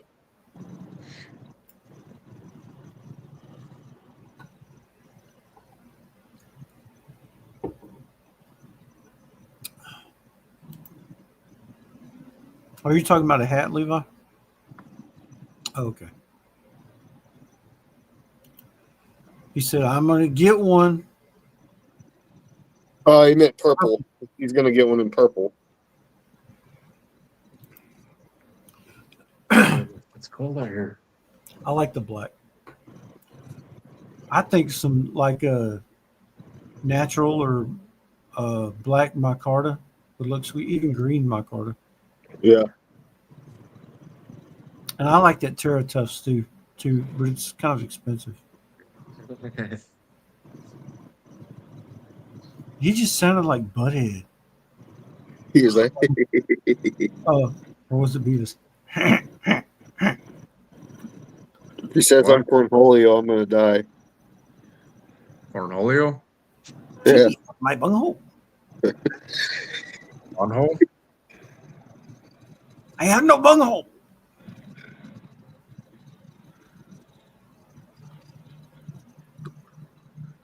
Dude. That's what we forgot to ask him. Is What? Beavis and Butthead or South what was Park? he? South Park? Y'all put it down in the chat. Beavis and Butthead or South Park?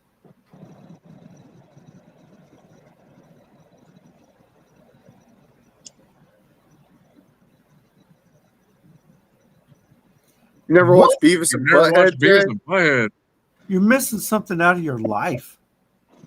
If How you old ever, are you, Jay? How old is Jay?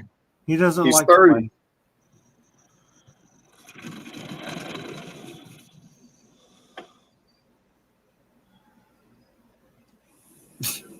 No, Beavis and Butthead was Dude, Beavis back in and the Butthead day, was the shit back in the man, day. I remember That my was dad. way before South Park. My dad used to watch it with me, right? And we'd be laughing our butts off. And my mom would walk in there and she'd be like, Billy Richter, what are you letting him watch?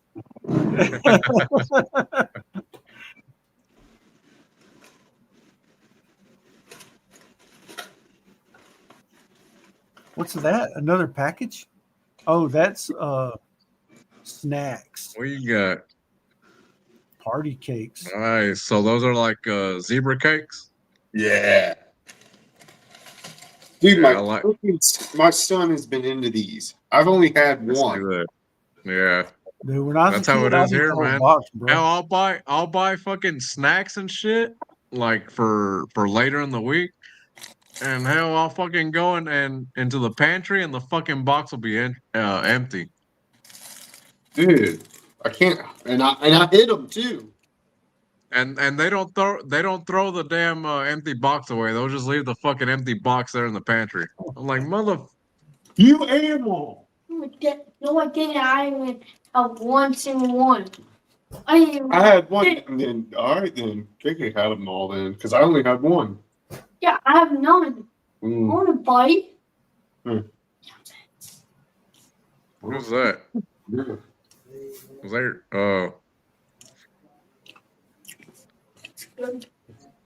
I thought it was your wife yelling at you. No, that's my son. You don't like to share food. Okay. I followed a bigger. We just keep We hitting keep pushing the damn button, or what? Hey, We keep pushing the button at the same time. Hey, forget you, Jay. Love you. Love you.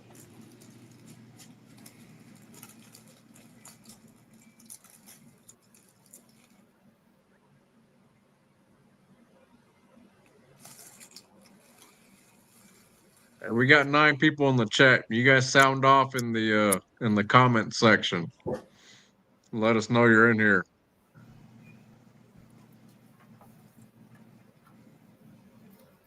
That's true, Levi. What the heck? Yeah, apparently.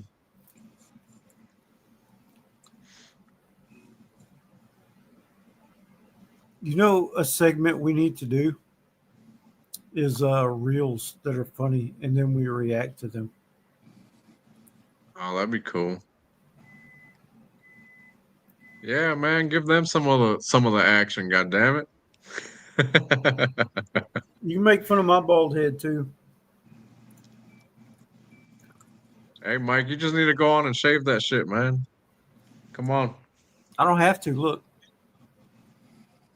Hell, I wish I could grow out a fucking beard like that, man. just stop shaving, bro. That's all you gotta do. No, Just keep shaving. I I get patches over here. I can't grow a full beard. Well, then the rest of it grows. There's all I can grow is this goatee. But if I could, man, if I could grow a full beard, I would. Jay, there's plenty of things you can make fun of us about. Dude, I'm deaf.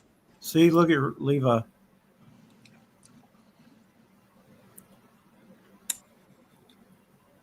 And blind.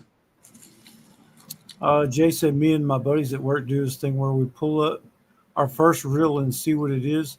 Mine's always some messed up stuff for chicks with dumpers. What's dumpers? What the hell is dumpers, Jay?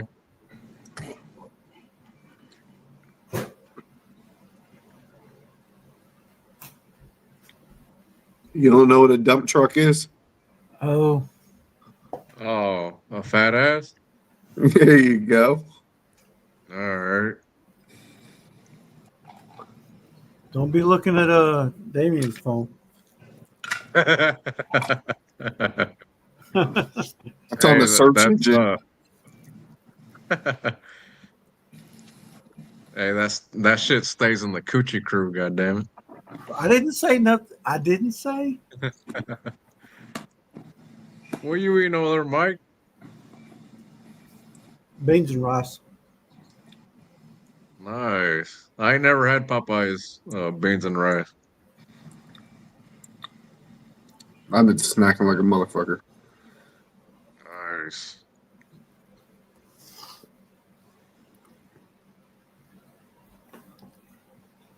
Damien's Levi.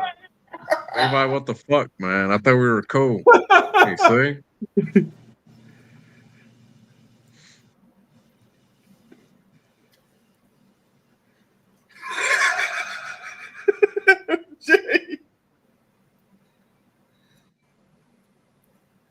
Jay. Hey, Boomer wants to know what you're eating, Mike. Beans and rice.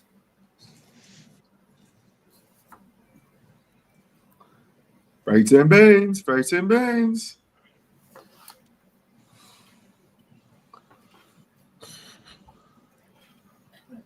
Oh.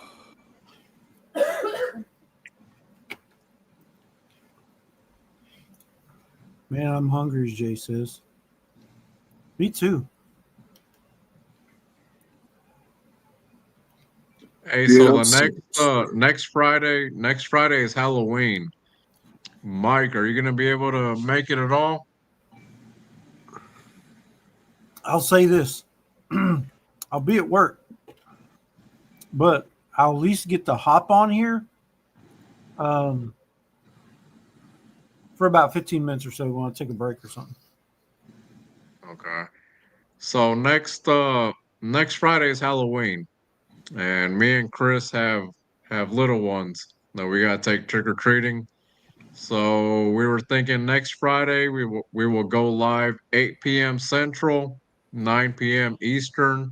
Like that, me and Chris have time to take our kids trick or treating, and we can come back and hop on a live. We're not gonna go too long next Friday, maybe 2 hours. But we'll do a little Halloween special live for you guys. Yeah. So next Friday, 8 p.m. Central. Are y'all gonna dress up? I usually just paint my face. So I'll probably paint my face all white, and I'll do something.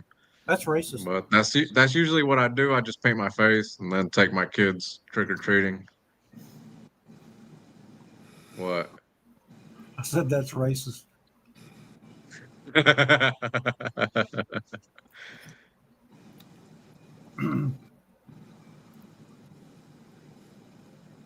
Okay.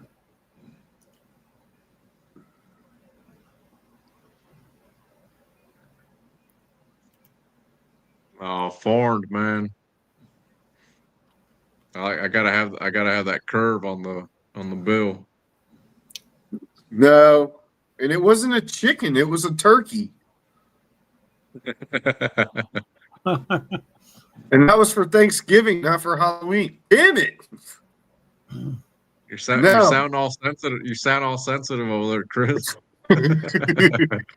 My wife's trying to get me to wear. It was a turkey. Goddamn it! My wife's trying to get me to wear the banana suit. I think you ought to be a duck with a cape. Hey, we got Messer in the house. Good morning. What's up, Joe? Oh, by the way, I'm going to plug Messer HQ. He just put out a new video of a GEC. Check out his channel. Nice. I'm gonna have to check that out, Messer. First video in a while, I think. Hey, Joe's old. Jay. One of my favorite knife tubers.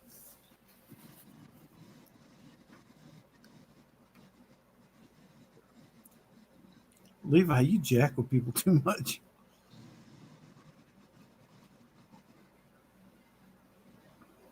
Anytime, Joe. This is a sweet knife you got, dude. He got a 44 in ebony. Gun stock. Nice.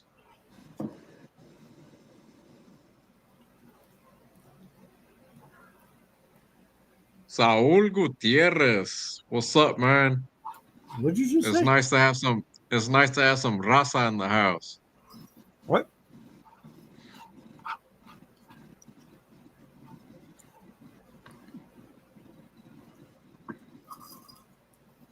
Hey, where are you from, Saul?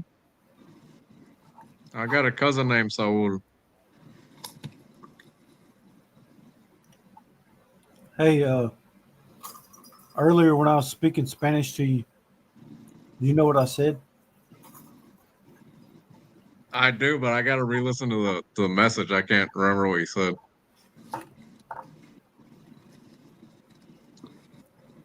Hold on, I'll play it for you. Viva la raza.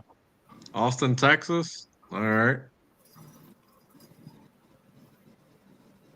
Nasty Ruga. Oh, that wasn't it. Here you go. You ready? Hey, don't play all them damn messages. It's this one. You ready? Pilón cabrón. I'd have to listen to it on my phone. I can't listen. I can't hear what it's saying on the. Pilón cabrón.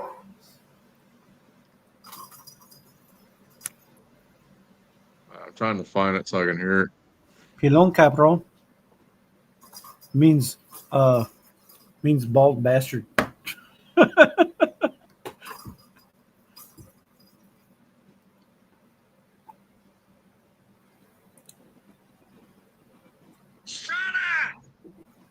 The next one. Oh, that was a Strata. Estrada! Yeah, I walked in to take a piss. This motherfucker yelled out Estrada from across the fucking warehouse. I was like, hey.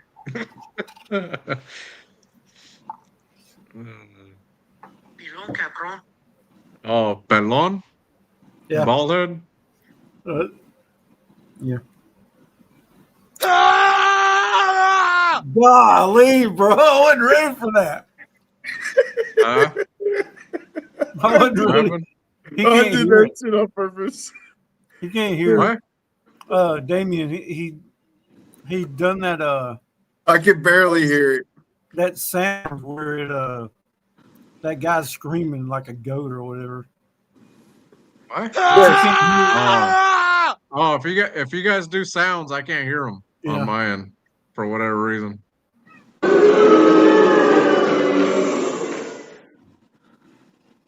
Oh, hey, look at Joe. He said, "Hey, Michael, I got another 44 on the way, jig bone and brass." What? That's what I'm talking Send it about. my way. Send it my way.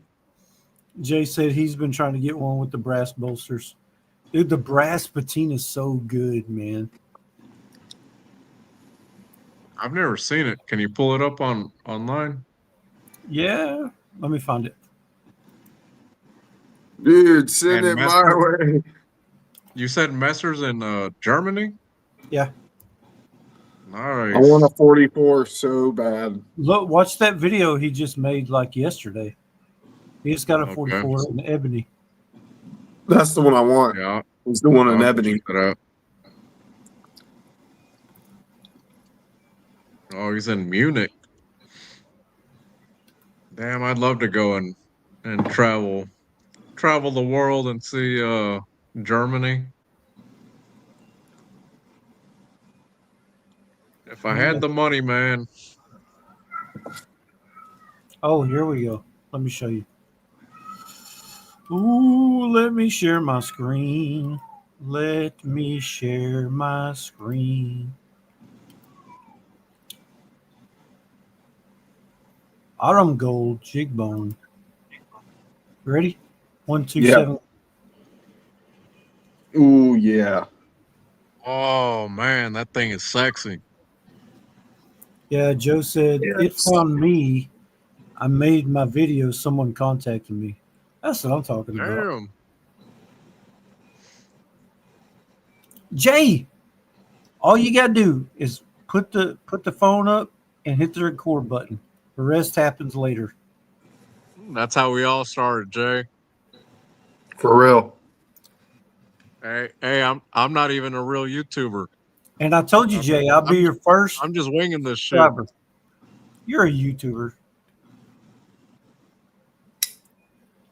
I'll be your first subscriber, Jay. I'll be your second. Oh, Jay?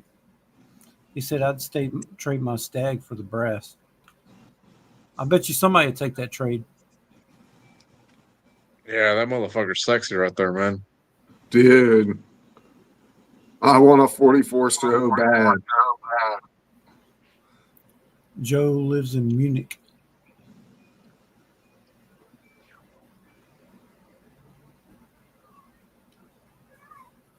Yeah, Munich, isn't that where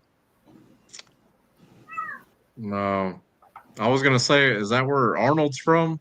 But he's from Austria, huh?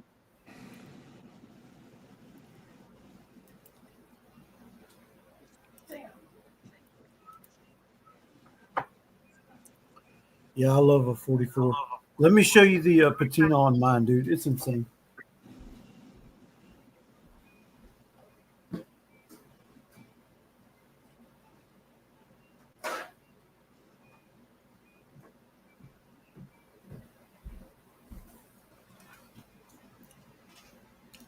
Here we go. Oh, is that where Arnold's from? Graz, Austria. Nice.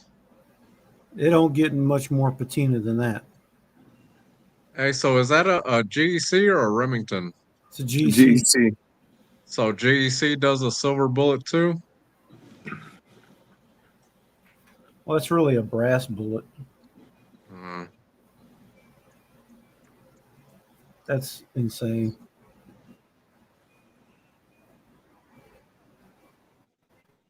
The wood looks good too. I love that knife because it looks really fucking old world. It does. You know what I mean? Oh yeah. It looks like it's from 100 years ago. Yeah. Yeah, that's badass. Yeah. I love that. God damn it, man. I need a GEC. God damn it, Mike. That's all your fault, man. I know. You're welcome. Joe's right. The first GC was a copy of a Remington. The 23, am I right?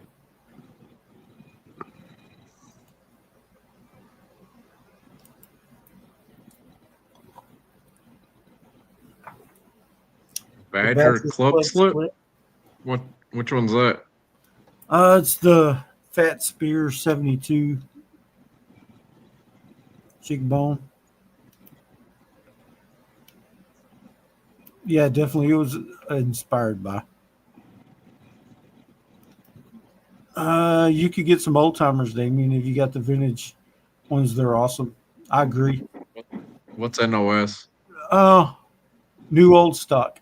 So in other words, it's old from like the 1980s, but it's never been used, still in the box. There's still some out there. I got one that was brand new in the box. Off Old timer. Mm-hmm. Old timer's a brand. Yeah, that was my first pocket knife. Oh, there we go, Chris. Okay. I've never had an old timer. Okay, I'll have to look into that. $400 For what? Oh, Let me blow you up. for- for Let me see. 44.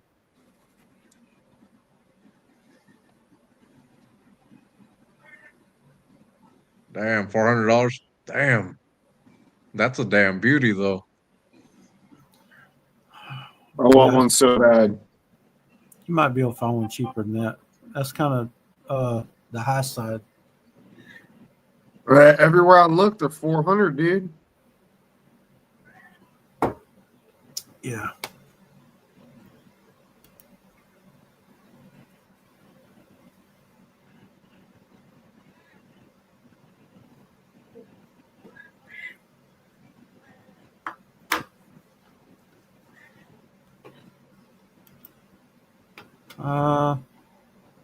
That one was brass, wasn't it? No, it wasn't, was it? Hey, Mike, you not drinking tonight? There we go. What number you on? 2? That's all I got. I ain't got nothing else. Damn, I'm on my 8th. Man, I keep thinking about that 44. That's not a good thing because when I keep thinking about it, I'm gonna wind up fucking pulling the trigger on one I understand that mindset. I'm the same way. when I can't get it out of my head. Yeah. Yeah, When I'm you the go same to way. thinking about it, you wake up thinking about it. There'll be sometimes if I think about it, people don't know it, but I'd probably trade 4 or 5 knives for that one knife. well, let me ask you this: green micarta, Uh-huh. Or that one that I just showed you. I like the micarta. Yeah. You like micarta? I'd go with the micarta. Yeah, Jay, I'm the same way. What kind of things would you do for that knife, Jay? I'm one of them people that is very what do you call it? Impulsive. Same. And sometimes, like if I go to trade somebody something and then they say, let me think about it, I almost just want to tell them never mind. Yeah, we've all been there. You'll get a trade and they'll be like, Jay, dude. Fucking Jay. Oh my god! See, Ryan, I'm the total Jay. opposite. He said he usually Fucking tries Jay, if you had that personality on your videos, dude, you'd do really well on YouTube, man. Ryan said I usually try to sleep on it before I make a big decision, but sometimes I can't wait. I've been thinking about this for a long time. And I keep coming back to it. I don't know. I really like that goldenrod jig bone. I like that one. Joe, that's good. He said, I don't think of how much money. I think of how many knife units I need to move to acquire said piece. I think Good a lot point. that way too. Like, what can I sell and get rid of to get the other one? Or what can I trade? Yeah, anybody want a Jack Wolf Knives K9 Jack? Carry commission exclusive S90V blade. Let me know. S90V.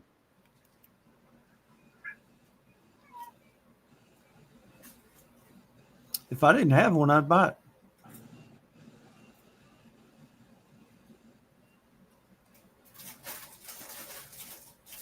He'll make you a deal. A whole lot less than what he paid for it. Yeah. Y'all let me know. Hit your boy up.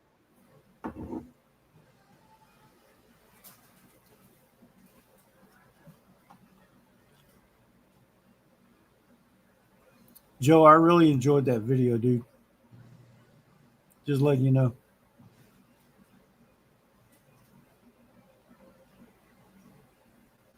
And Chris, that GC video you made, Yeah. You liked it? Yeah, dude, yeah, I that watched was it really 3 good, times. dude. I watched it. Did you really? Yeah. Yeah. If you put 3 GCs on the screen and you're sitting there talking about them, I'll watch it over and over again. Right? That's just the way I am. It reminds me of back when I first got in the nose. Oh, yeah. You need to watch his video just to see the slip for the 44. The slip has the knife on the front of it, almost the exact like art of it. Looks freaking awesome.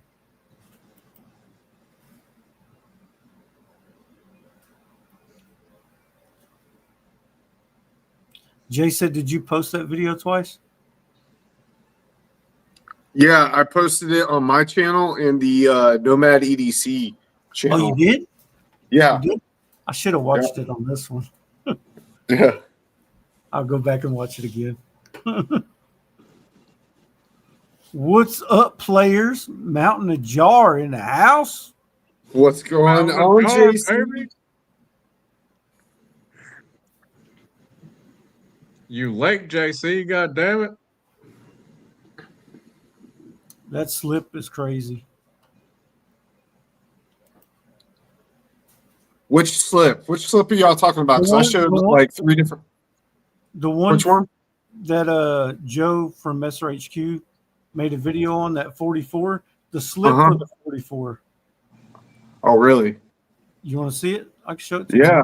Yeah. Let me find it real quick.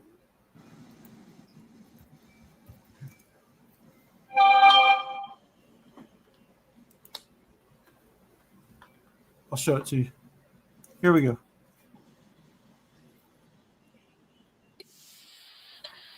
I don't care, lady. Sorry, y'all. Damn, I just jumped like 5 fucking subscribers. So we That's what I'm started talking live. about. Why is it being? I need to mute this. Hey, thank you guys for subscribing. Yeah. Yeah, guys. Thank you so much. Hey, we really appreciate it. It's not easy starting a new channel. We're up to 37 subscribers on Nomad. Oh wow! No, We how had long 32 earlier. it took me a while There to we get to 37 subscribers on Richter Knives.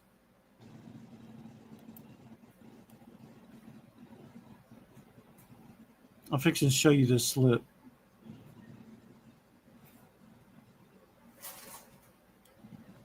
Hold on. Here we go. You ready? Let's do it, baby. All right. Let me start it. Share screen. Here we go. This is his video from last night. I don't know if you'll be able to see it or not.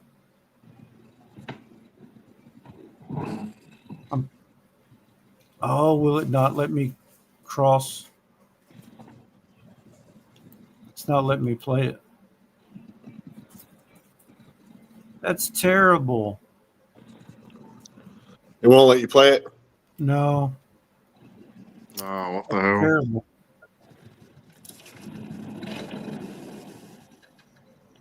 But I know another way to look at it. Give me a second and I'll show y'all. While he's doing that, so if I don't get the 44, there's 2 other models that I'm really looking at.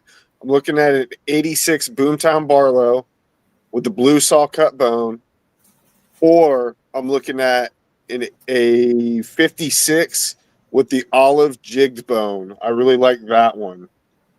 I need your guys' help. Help me decide between the 2.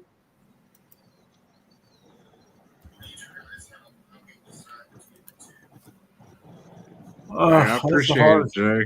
That's a hard question. because I really like the 56. I handled that one. I've handled the 8. I handled both. I love both of them.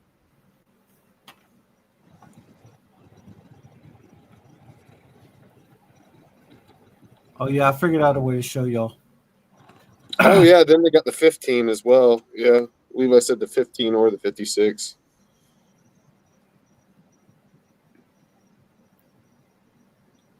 Here we go.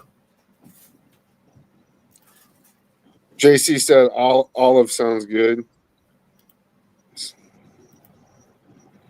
Share. There we Yeah. go.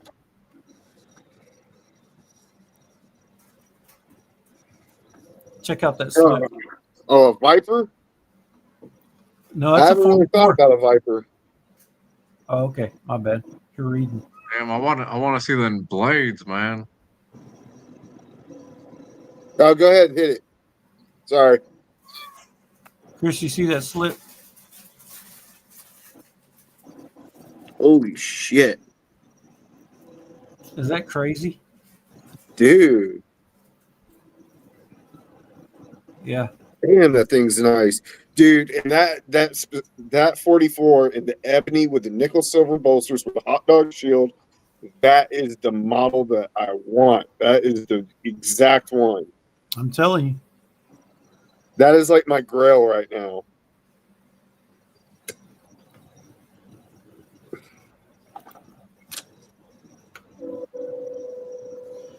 Yeah, the 47's good too, dude.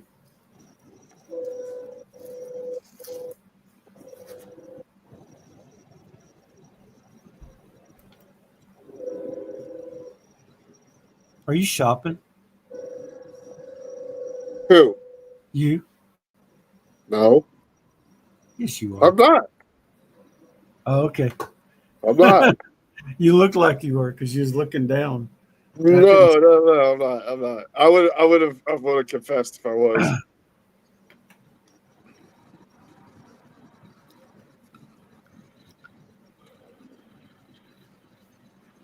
Yeah, 47's a good one. The 86 is a good one. The 44 is a good one. I like the 74 a lot. I don't even have one. Well, I have a I handled the Viper. The Viper was awesome. I'd like a Viper.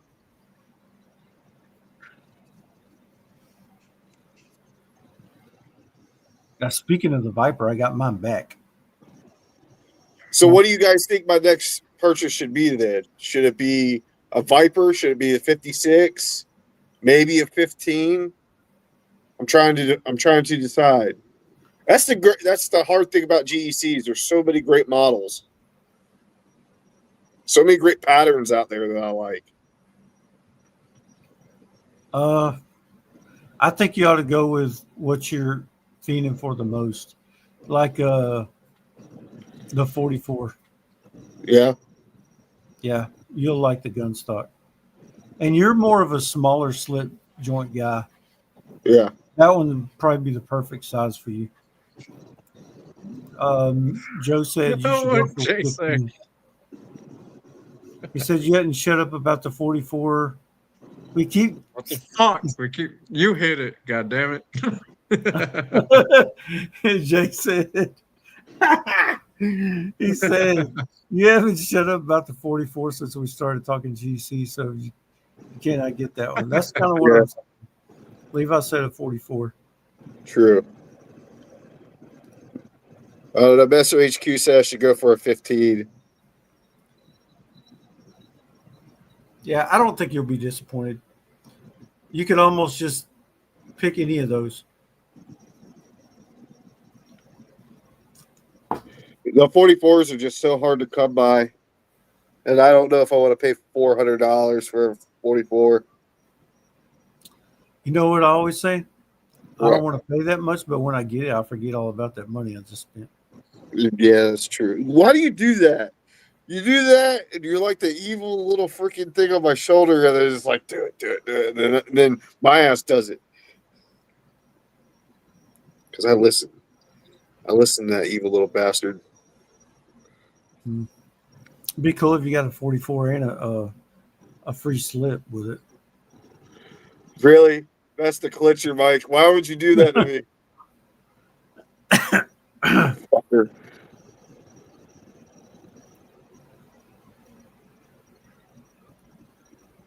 Jay said the 44 is finding one that's not crazy expensive. Richard probably has some connects. Oh my God, the money I spent on 86 Spring Street was stupid. Aboard out. You know, I only paid like, what was it? For my Spring Street? It was an insanely, the guy was just trying to get rid of it to get something else. And I want to say I paid, was it $200? It might have been less. But I was like, give me that. I couldn't put it in my PayPal fast enough. I could not. I was like, what?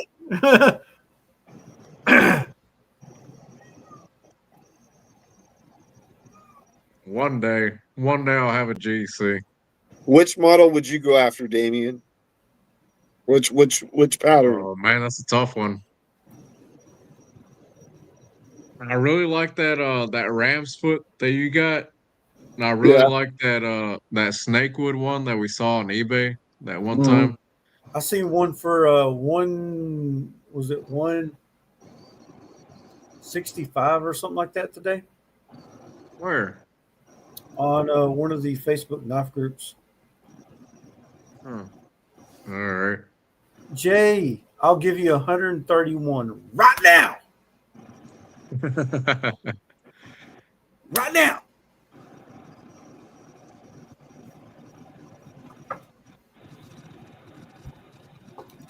Oh man, you did get a good deal, Joe. You ain't about to get one for that price no more. That's a promise. No, you're gonna pay I was trying to $500. get one today for $350. I just didn't have $350. What do you do? I mean, what do you do?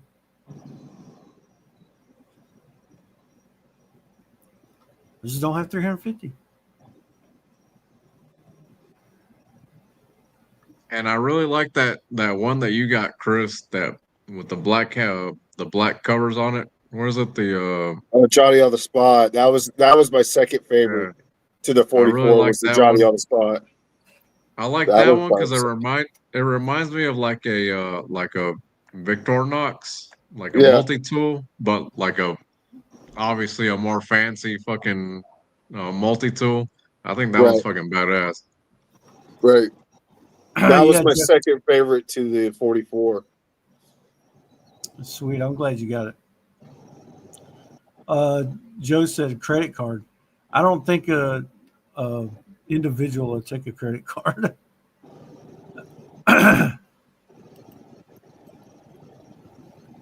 Damien, you're not going to go very long without a GC. I won't let you.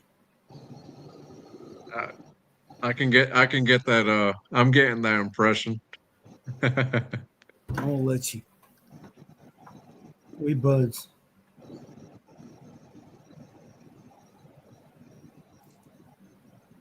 Yeah, let me lock down a new job, and you can rest assured that I'll be getting a GEC, man.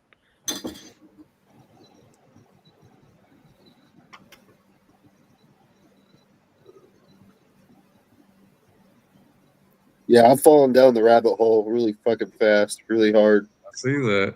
Yeah. You know how long it took me to get 3 GCs, dude?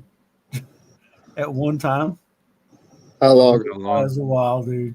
Yeah. It was a while. It took me, golly, probably 9 months of dreaming about a GC before I even got the first one. Took me Oh all of fuck! 3 Chris weeks got to get 3 3. GECs in 3 weeks. It took me 3 weeks to get 3. It's just that's just because I'm irresponsible. No, Jay. I got a job right now, but we're getting laid off. So I got to find a new job for about 6 months, and then this job is gonna fucking call me back.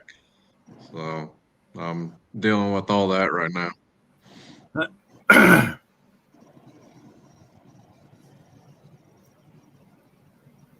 Smokers, bad for your health, boys. Yeah, I know, man. But Yeah. compared to the shit I used to do, this is I'm a saint now. Yeah, I need to quit, man. Hell, I fucking smoke. I smoke when I get home and I crack a beer. I'll start lighting up cigarettes. And during the day at work, I'm fucking dipping. So yeah, eventually I need to quit all of it, man. Jay, that's true. Some Yeah, people dude. get the first one, and what they'll do is they'll get a GEC just because it's a GEC, thinking that you know. But there's patterns out there of GCs I don't even want. Like, Right. just don't speak to me, and that's what they'll do is get one they don't want. But just wait and get one you do want, and then you'll be like, oh, holy crap. Yeah, I can speak to that because I had one GEC, but it was that Urban Jack with the hair comb on it. Yeah. I had it for a little bit. I didn't really care for it. But it was like didn't you say, Mike, that it was one of their worst ones? No, I don't think that is one of the worst ones. I mean, but Mm, it's probably not your first one you should get. okay. And that's why I was very people say, specific whenever I got my first one. That's why I was asking so many questions people because say I was stuff like, I like didn't want to be disappointed. they'll say that's a good starter GC. No, get the one you want, just right off the bat. Yeah. And I can honestly say I've gotten each one of the ones that I wanted, and I haven't been disappointed.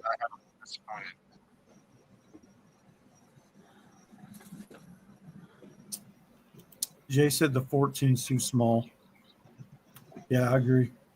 You don't like the 67s either. Hell, I don't even know what a 67 is.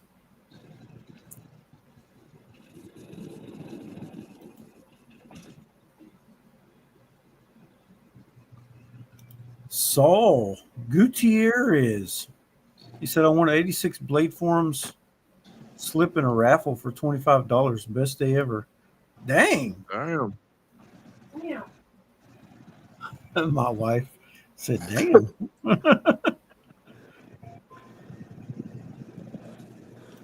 I agree, Joe. I agree. 63 Templar is my least favorite GC. That's about a butt ugly knife. What is that one? It is ugly, dude. Pull it up, man. I gotta see this shit. All right.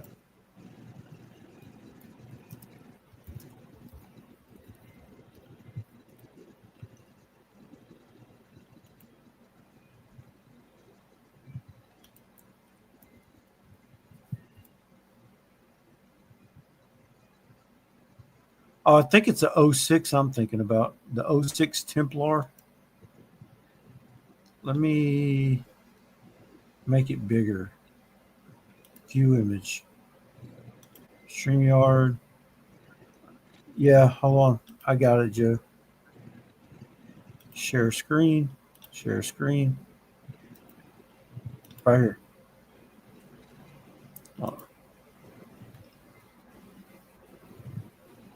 You ready? Oh, yeah. I've seen those. Yep. Oh, wait. Which one is it? It's let me get out of that. Go back to the other bigger one.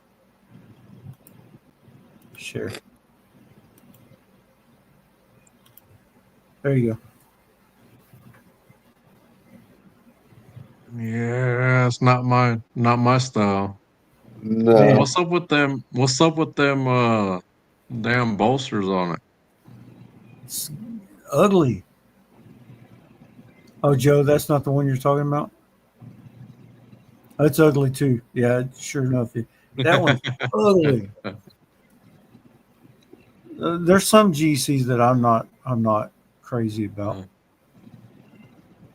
Yeah, that's the first time I see that one.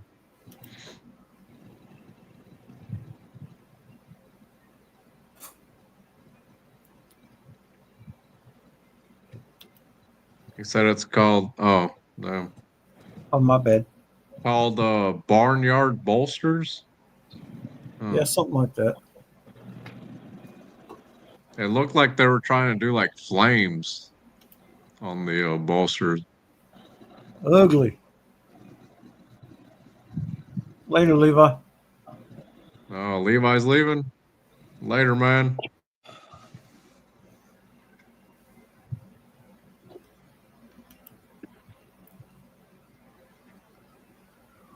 Well, I guess we're at 3 hours and 44 minutes. Y'all ready to about wrap it up? Yeah. Yeah, we can. All right. Yeah, I'm about ready. All right. Lead us out of here, Damien. All right, guys. Thank you guys for joining in. Obviously, if you're on this channel, you guys know about the new Nomad EDC channel. If you guys can, like and subscribe to all three channels: Replicant EDC, Richter Knives, Grady's Gear. Thank you guys. Oh, and also subscribe to Nomad EDC. And moving forward, all the live streams will be on Nomad EDC. Thank you guys for joining in. We had an awesome time with you guys in the chat. Awesome time with Wax Wing, Trevor from Wax Wing. He was an awesome guest. You guys That's go fine with check me. out waxwing.com, and hopefully we'll be having a collab fixed blade with them. Nomad EDC collab fixed blade with them here soon in a couple months. So be on the lookout for that. And thank you guys for joining in, man. Heck yeah. Thank you. Thank you, guys. We'll see you Appreciate next y'all time. for hanging with us. See you next time, guys. Later, y'all.